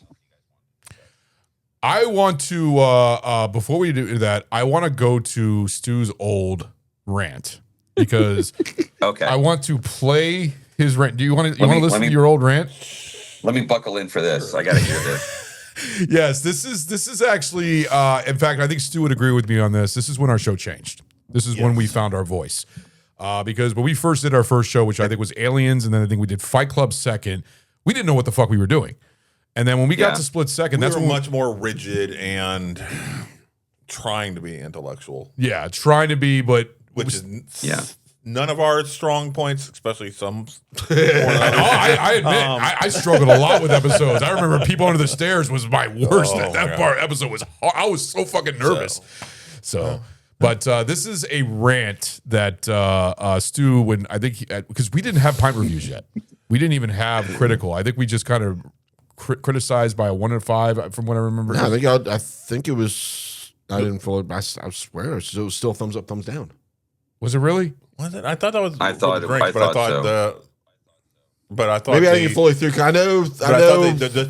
We just gave it a separate, its own rating, but it wasn't critical. It was just overall. Yeah. If it was worth watching or something like that, it really wasn't that much of a review other than to say, oh yeah, it's worth the watch. It's worth the watch, or not worth the watch, or it's dog shit. I know throughout the episode, people kept saying that that they would give this thumbs up, thumbs down. So maybe I just didn't go all the way through, but I just. Yeah, all I remember is Stu dropping his drawers and taking a fat, wet shit on this movie. That's all I remember. Well, let's go ahead and listen to this. I held it pretty good for most of the fucking episode. I think I maintained myself pretty well throughout that episode. Just remember that was what made it. Just remember that episode. The build up. Yeah. Yeah, just remember that. Like when we were just remember that we just made him watch it a second time. Like we all kept looking at Stu, and Stu's just sitting there like this. And he's like, "Okay, yeah," and we're like, "Well, so like, what do you think?" That's what he's doing in this episode. He's literally been doing that right next to me the whole time. He finally gets his spotlight, and it was glorious. Go ahead and roll the tape. Stu. What? Oh, Now listen. Before you hear his opinion, haven't you? Ladies and gentlemen, Stu is, if I've ever seen a human being boil, I'm watching it now. So Stu, oh my God. Not the whole film, because I know that it's a shit show, but just Rucker Hauer, his acting, his character, go. Oh, God. This is the epitome of a paycheck film. Okay, plain and fucking simple. Yeah. All right.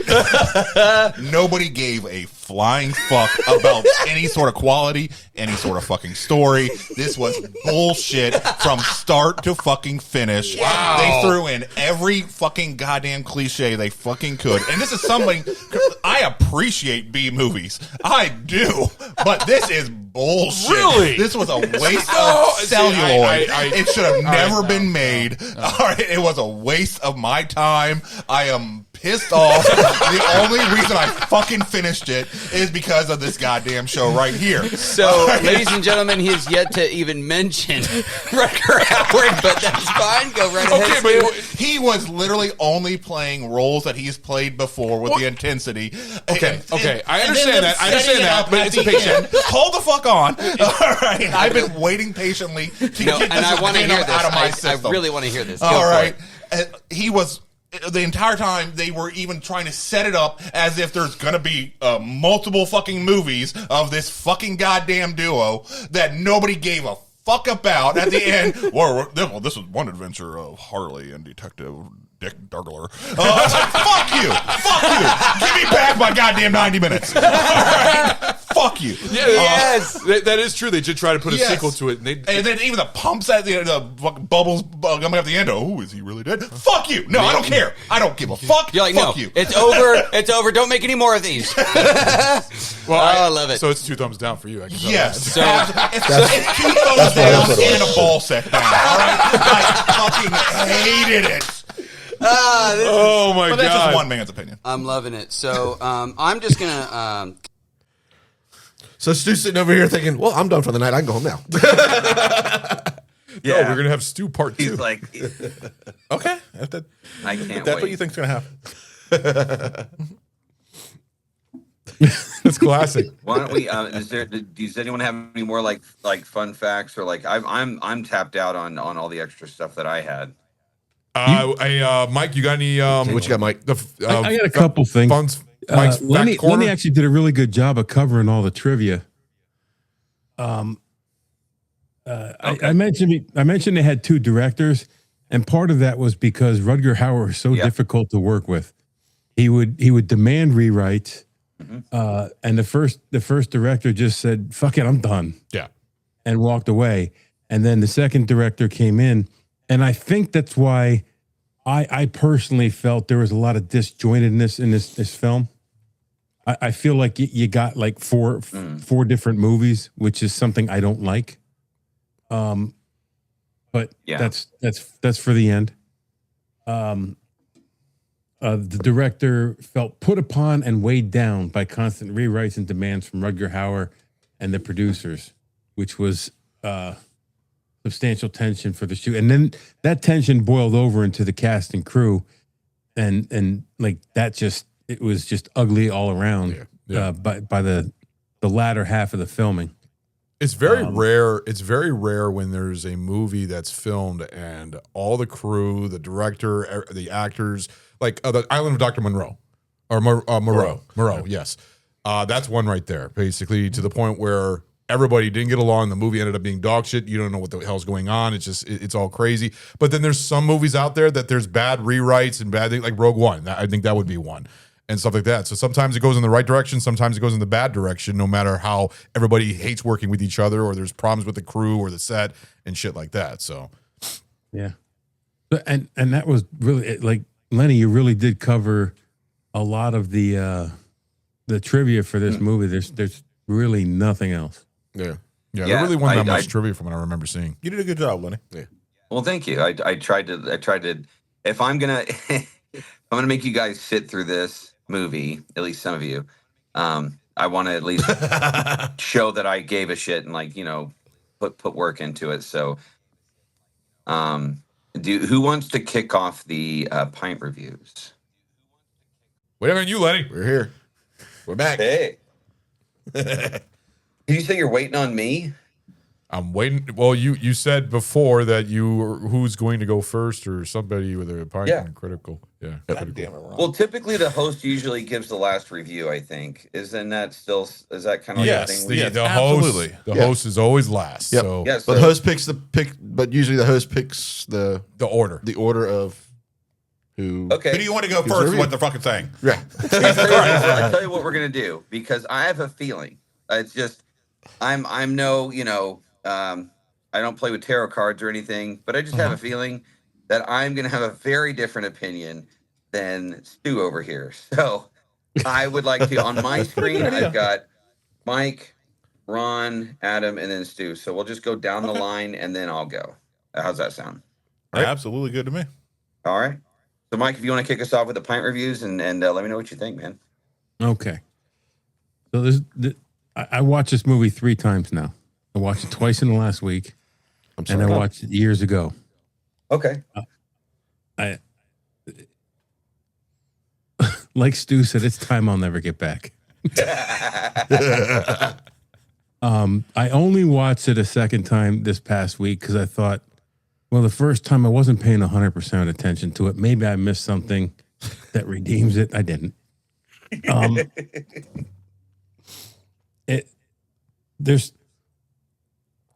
When I watch a movie, if it's disjointed, like Dusk Till Dawn was disjointed for me. Yeah. This movie was disjointed. There was 4 different movies going on here. You had the buddy cop movie, you had the killer movie, you had the alien movie, you had, and they weren't put together well. I think it could have been, but I don't think it was. I don't know that it was the writing. I don't know that it was the acting. I think it might have been a combination of that, but I know it was the directing. Yeah. I don't think this movie was directed properly. Yeah. I love Rucker Hauer. Love him. I actually think he did, for what the movie is, not a horrible job. The insta switch by his partner, Dick. I think it happened too fast. Yeah. I think the light came on too quick. You know, if Like in it your felt house, like it felt rushed, kind of a thing. it felt really rushed. Yeah. If you're in your house, if you move that light switch slowly, your lights come on slower. That's how it works. Right. But him, it was like that. It was like on, and all of a sudden he was a different guy. Someone that straight laced doesn't flip that quick. And I think they rushed it in the movie, and I think that was the director change. And just trying to push out the end of the movie because of all the infighting in the back. So I think it could have been better.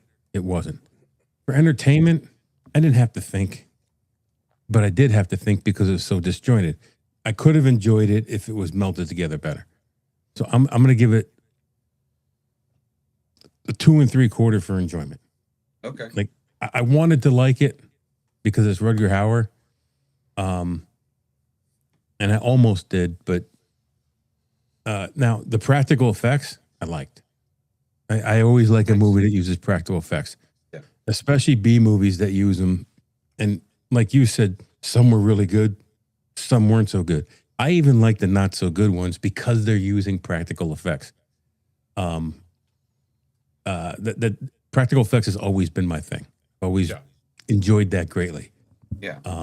Even the Don't worry bad about ones, when CGI. I see the strings or whatever, I'm like, I can point them out, but I'm like, yeah, it still kind of looked a little cool, you know? Yeah. Yeah, like Pumpkinhead. Yeah, absolutely. Yeah.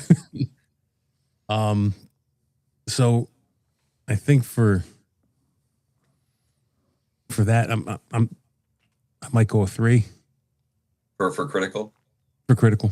Okay. Not So bad. I'm not gonna poop on it completely, but I don't have to watch it again. I got you. No, absolutely. But at least like it's not what I'm looking for. It was still like you watched it and it's like, okay, well at least I watched it, and it wasn't like, because I know that there's been movies I've sat through that were excruciating, that I was just like, dude, is this movie gonna end? I can't like anymore. So yeah, I think that's fair. I like it. I forget what I rated Dusk Till Dawn, but it's in the same category as that. Yeah. Dusk Till Dawn, I said I'd watched when I was younger, and when I watched it again to do it on this show, I said I remember why I never watched it again. Yeah. Yeah. And this has never been a movie I've revisited until this show, so it probably won't be revisited again. That is fair. Okay. I like Next. I'm actually looking up your From Dusk Till Dawn review to see what you gave that. Actually, I'm already here. All right, From Dusk Till Dawn. Let's see. You gave it a. There's The Mummy. There's From Dusk Till Dawn. You gave a 2 for enjoyment and a 2 for critical. Okay. Hey, split second did better. So you actually gave split Nice. second because higher Rucker From Dusk Hauer's Till in it. Dawn. Stu's gonna slap you in the face. I was thinking that Stu is like, what the fuck? I knew you were gonna be nodding after that. Oh shit! All right, so who's next? Ron, you'd be next, man. Oh shit. Okay. Yeah. We're What going she down said the line. earlier, if you were paying attention. Well, I was looking up the fucking reviews. No. Before you even looked up the reviews, before Mike even started talking, all right, Lenny had already said exactly the order it's going to be. And his reasoning behind it. All right. I'm looking at this and it's backwards compared to that. See, I see that. He said the order verbally. All right, then I wasn't paying attention. Exactly. All You're right. not paying attention to the fucking host. All right. There you go. All right. Wheel. Well, let's just say I when we watched this movie back 3 or 4 years ago on our first season of the show, we watched it. I remember I gave it it was a fun, stupid movie. Yeah. So then I remember I saw it on Amazon and I went ahead and bought the Blu-ray. So bought the Blu-ray and you supported this. You financially supported this. Just let me finish. I bought this Blu-ray. It was in a dollar rack.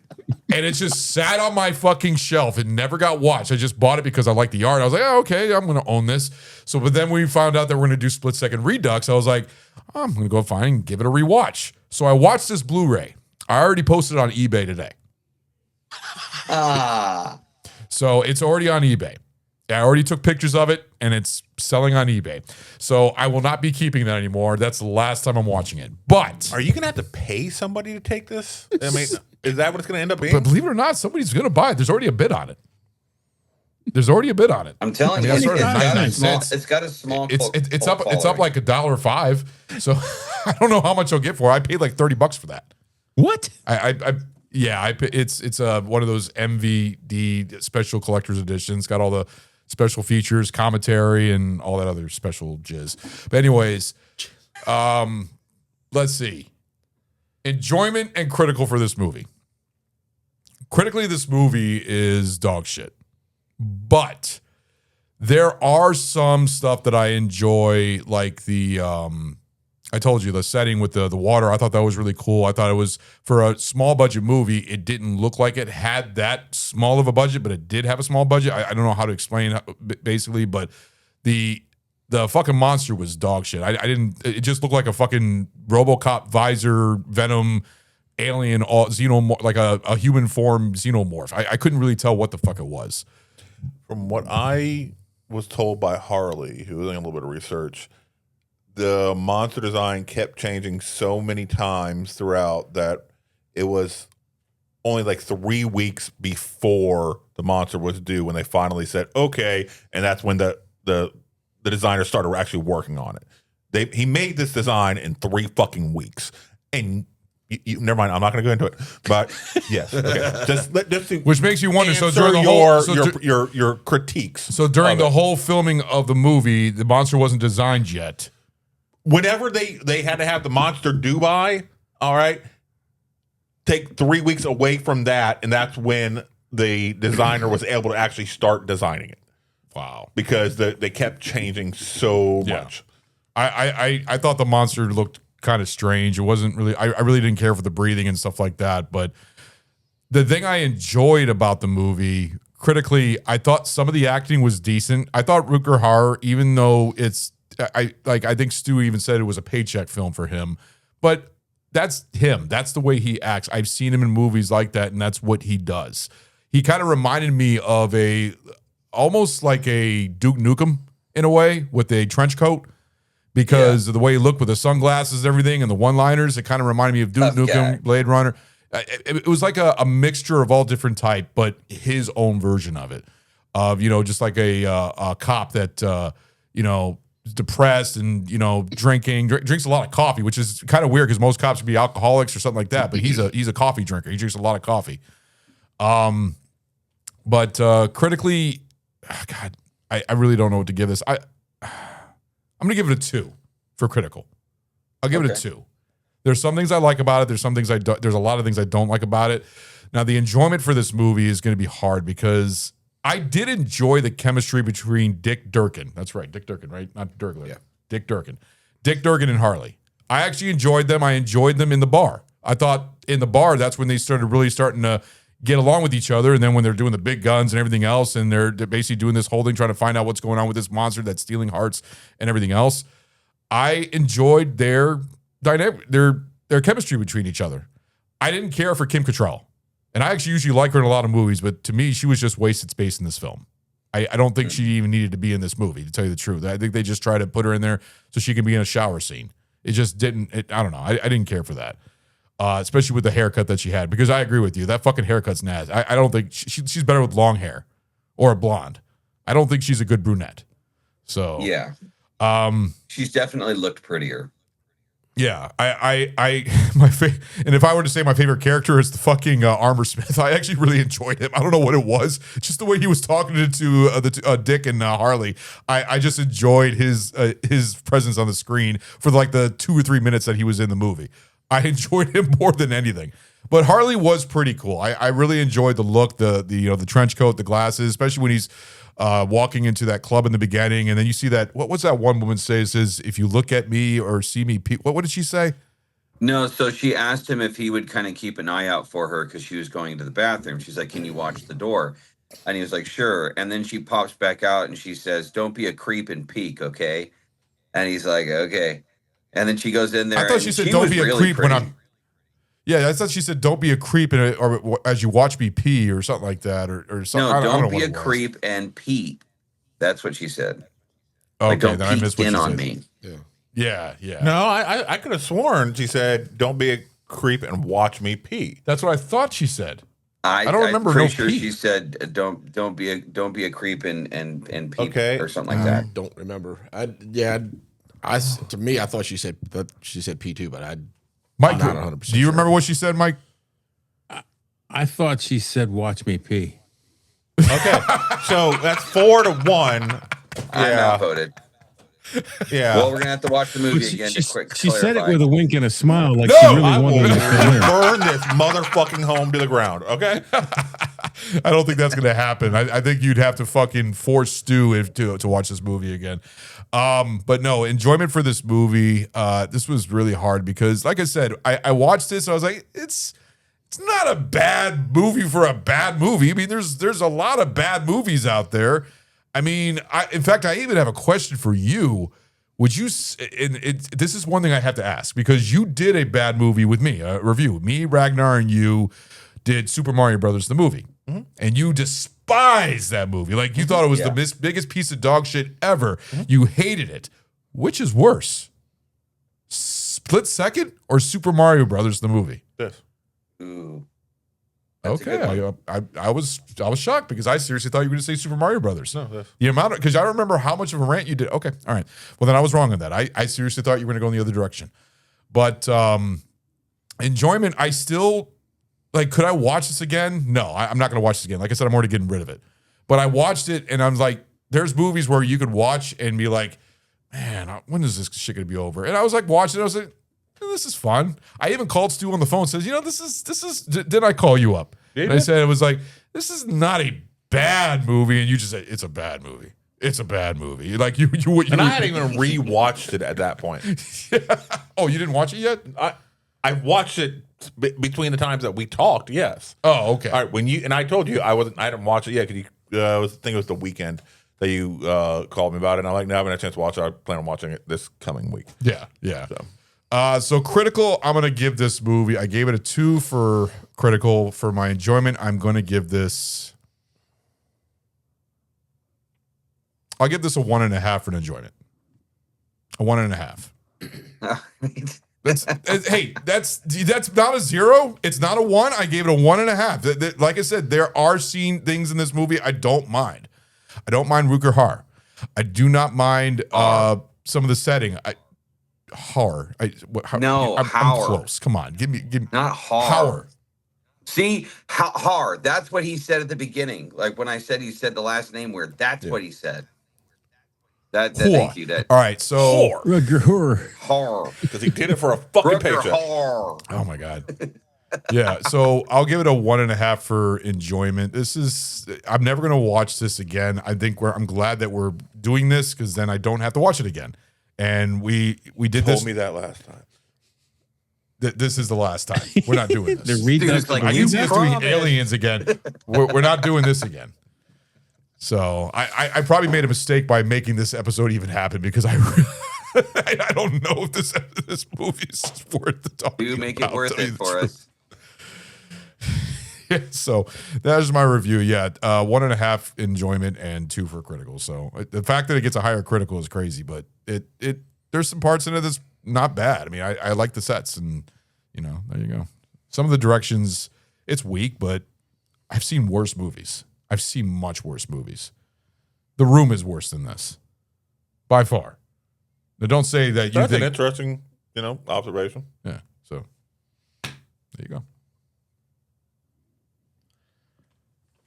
Okay, here we go. I probably watched this movie just like Mike did once years ago. I remember seeing it, but I don't remember when. And then I had to watch it twice this week. Kind of for the same reason that Mike said, that I was worried that I missed some. I know I missed some because I fell asleep the first time. That bad if both y'all had a hard time watching it. Yeah. And the second time I watched it, I realized I probably should have fallen asleep again. This movie did not want it had no idea what it wanted to be. It went from a serial killer to a monster to a demon. They just had no idea. And I can understand why it took them it took them 3 weeks before they showed the monster, because they didn't know what they wanted the killer to be.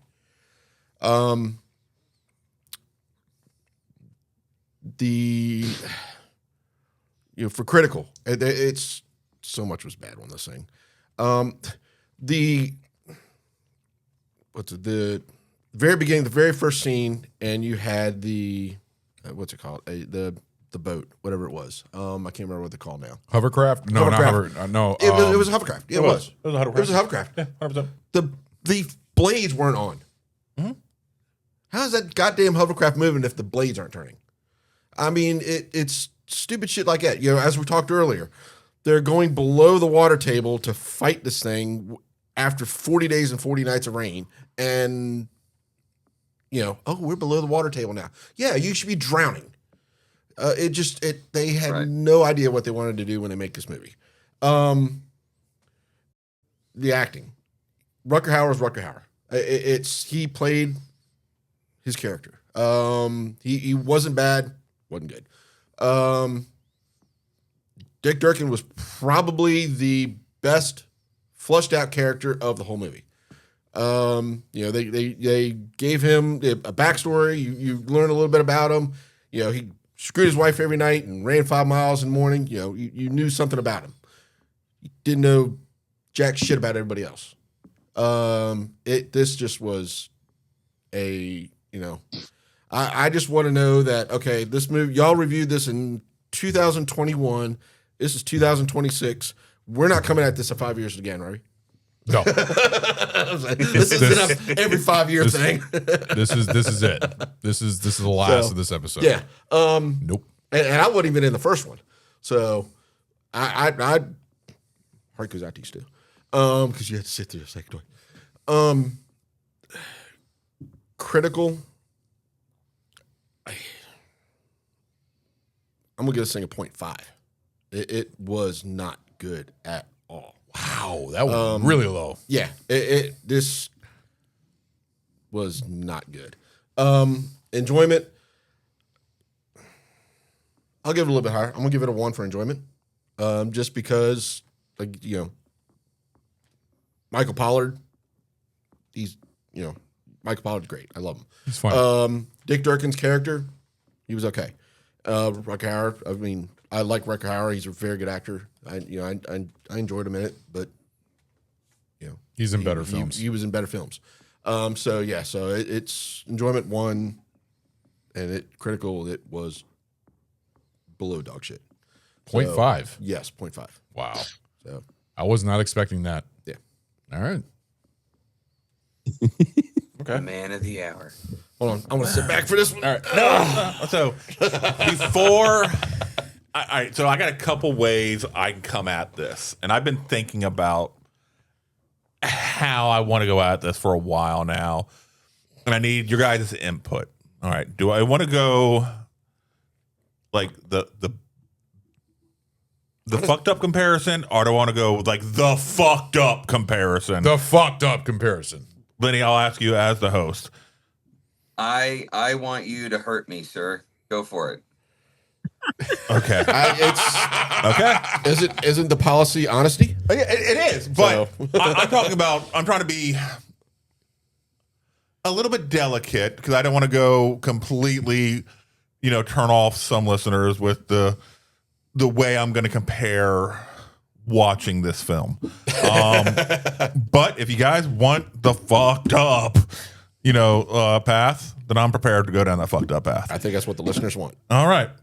So the first time you made me suffer through this film 5 years ago,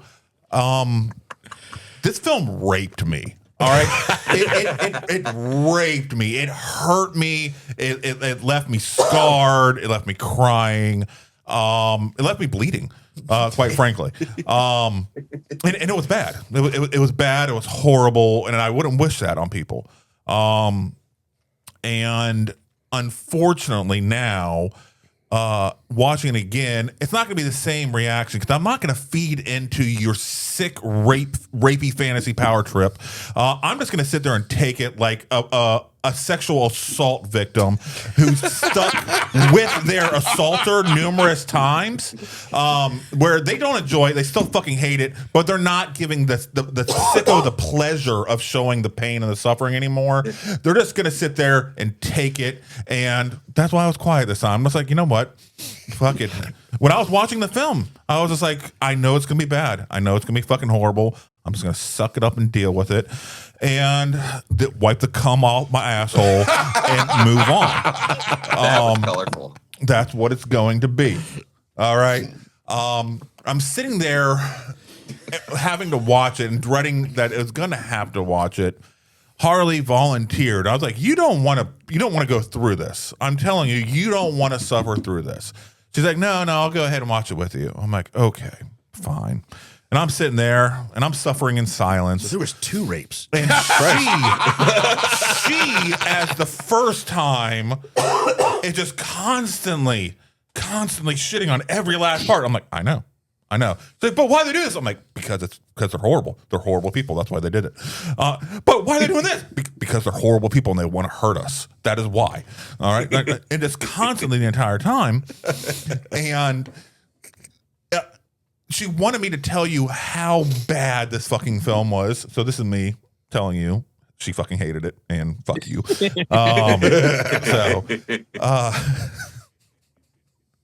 There's almost no redeeming. Dick, at least, Dick Diggler, at least fucking spit on my asshole before, he put it in. He cared a little bit. God. All right. All right. Dear God.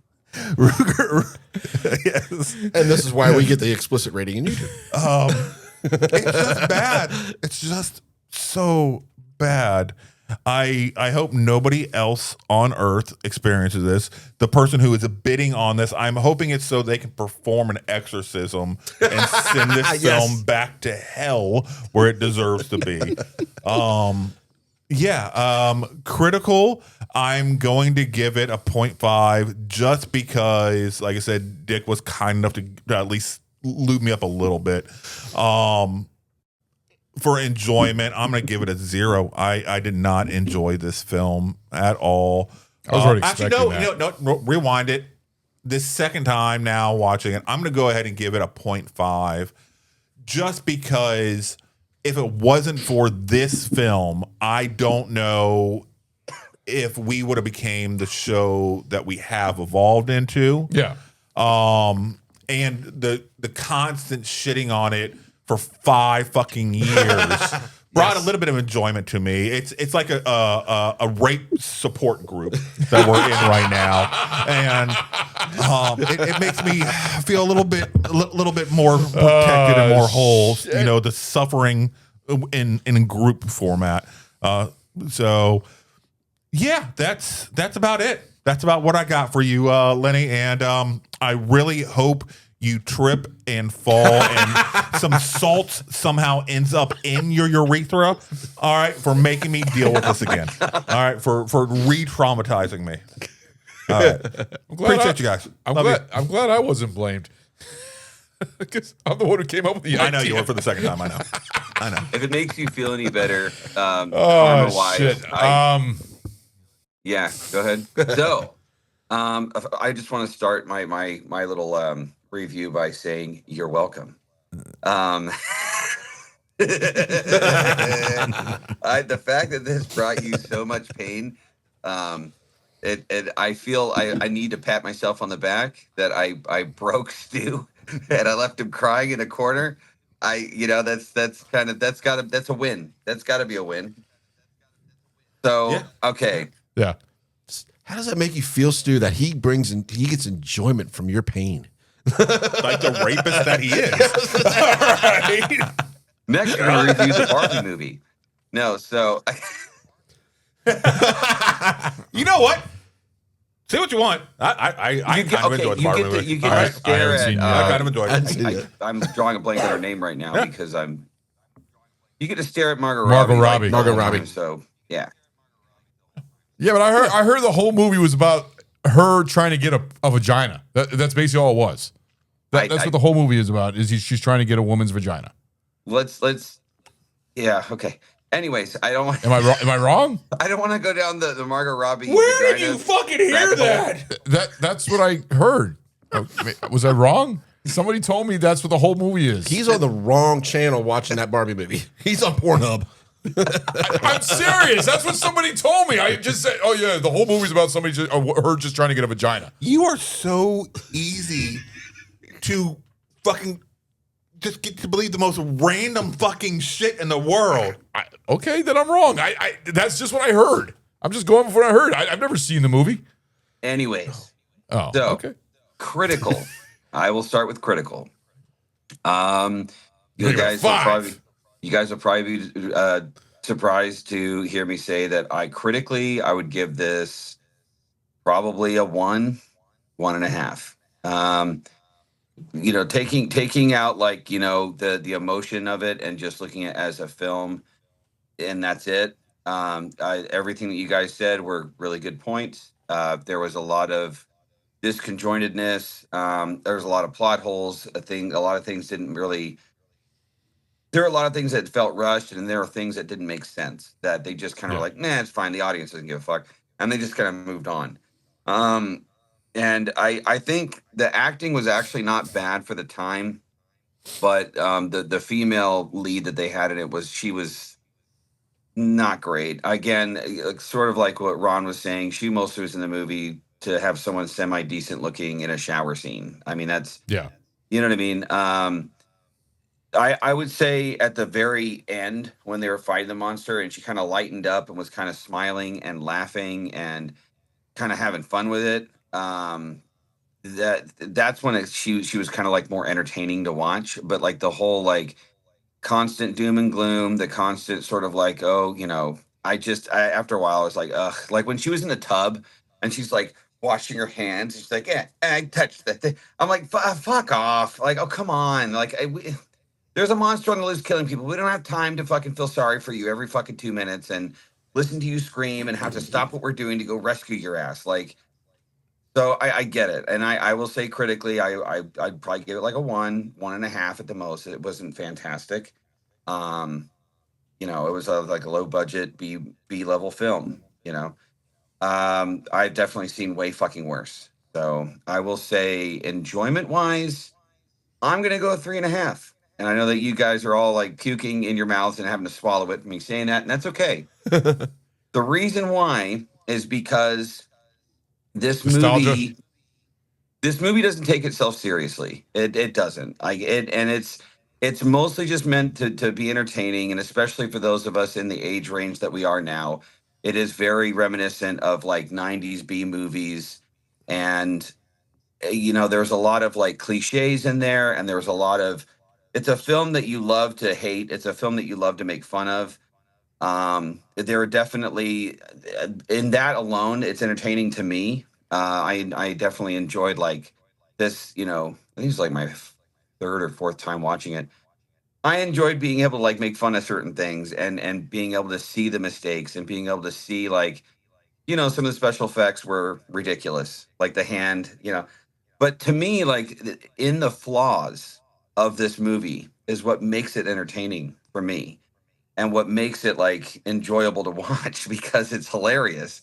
And I don't know, it definitely had its good points. It definitely Rucker Hauer again in the 90s, the dude was pretty much untouchable. I mean, he was sort of like Nicolas Cage in the fact that he was just making films and didn't give a fuck and needed a paycheck. So, well, because Nicolas Cage, he even said it, like he admitted it in an interview. Like there was a time when he was turning out like 4 or 5 movies a fucking year. And he said that what happened was I forget what happened, but the person that was like in charge of his finances or whatever fucked up somehow and basically came to Nicolas Cage and was like, look, man, I don't know how to tell you this, but you're fucking broke. Like you are broke. So unlike, some people that would just fold and go, oh, fuck, my life's over. He went to his agent, was like, yo, I don't give a fuck what script they throw at you. Sign me up. And he just started cranking out movies. And that was kind of like Rucker Hauer. Like he didn't give a fuck. Like he was in sci-fi movies. He was in an action movie. He didn't give a shit because he's very similar to a lot of other actors where he's got a very distinct look. He has a very distinct sound. He has a very distinct style in which he plays his characters, similar to like Jack Nicholson or something like that. Like he's very unique. It catches your attention when you see his name on a movie. I think most of you will agree that seeing his name on this movie, you're like, well, I'm gonna at least give it a chance because he's in it, And I would say that most of the scenes that he was in were entertaining and they were worth watching. There were some silly parts, but for the most part, it was enjoyable to watch. So I think for this nostalgia and just being able to have a fun movie that you can make fun of, I would definitely give it a 3.5. And I have zero regrets.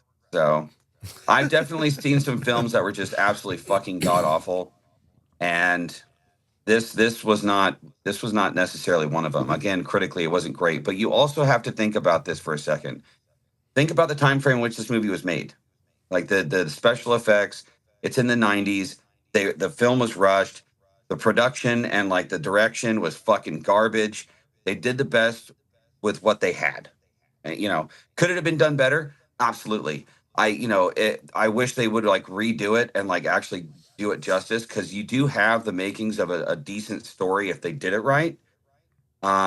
So that also has to be taken into consideration critically and as far as enjoyment is what they had to work with and the time frame in which they did it. The movie was short too. I think it was like an hour and a half. It was a short fucking movie.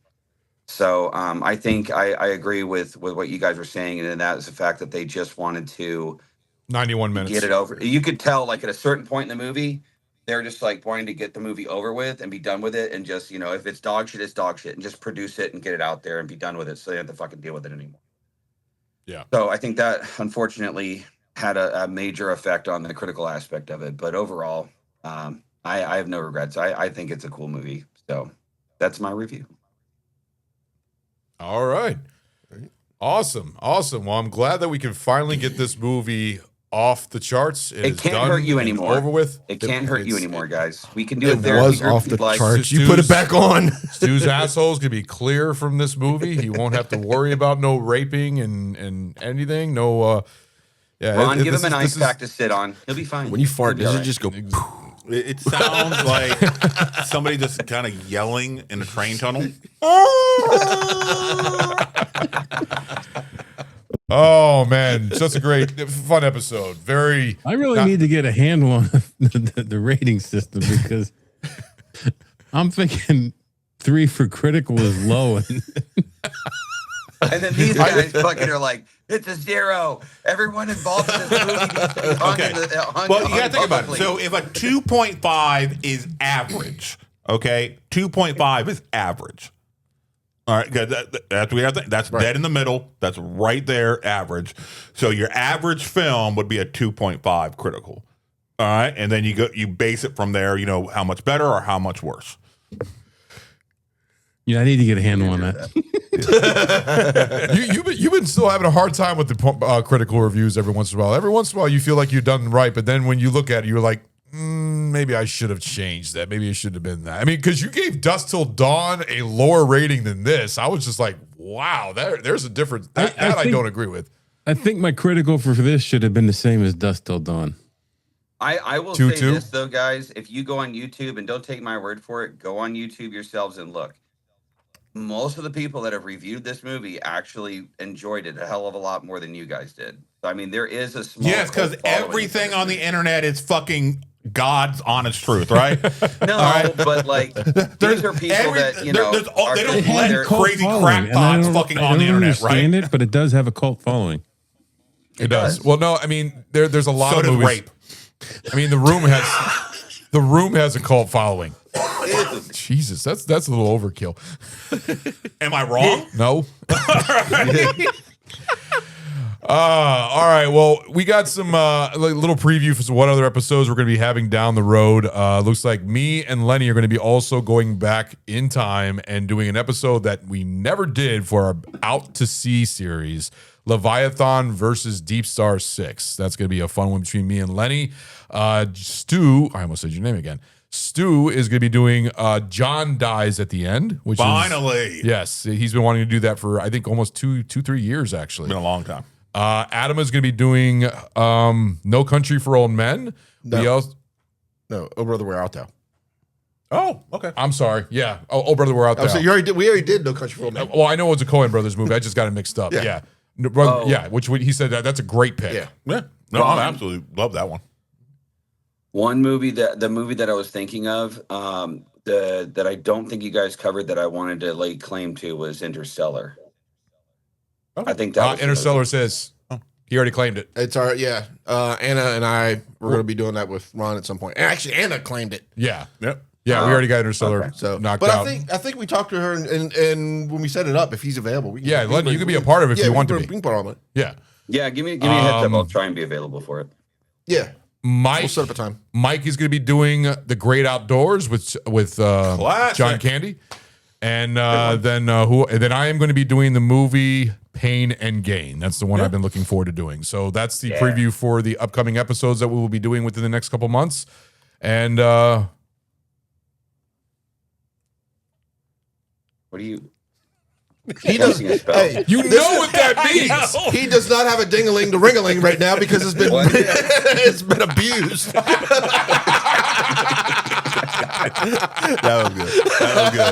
was good. All right. All right, everybody. Thanks for listening. And if you could ring-a-ling that ding-a-ling so you can go ahead and get notifications when we drop new shit, it would really help us out a lot. Yes, it would. Appreciate it. All right, guys. We're going to go ahead and sign off.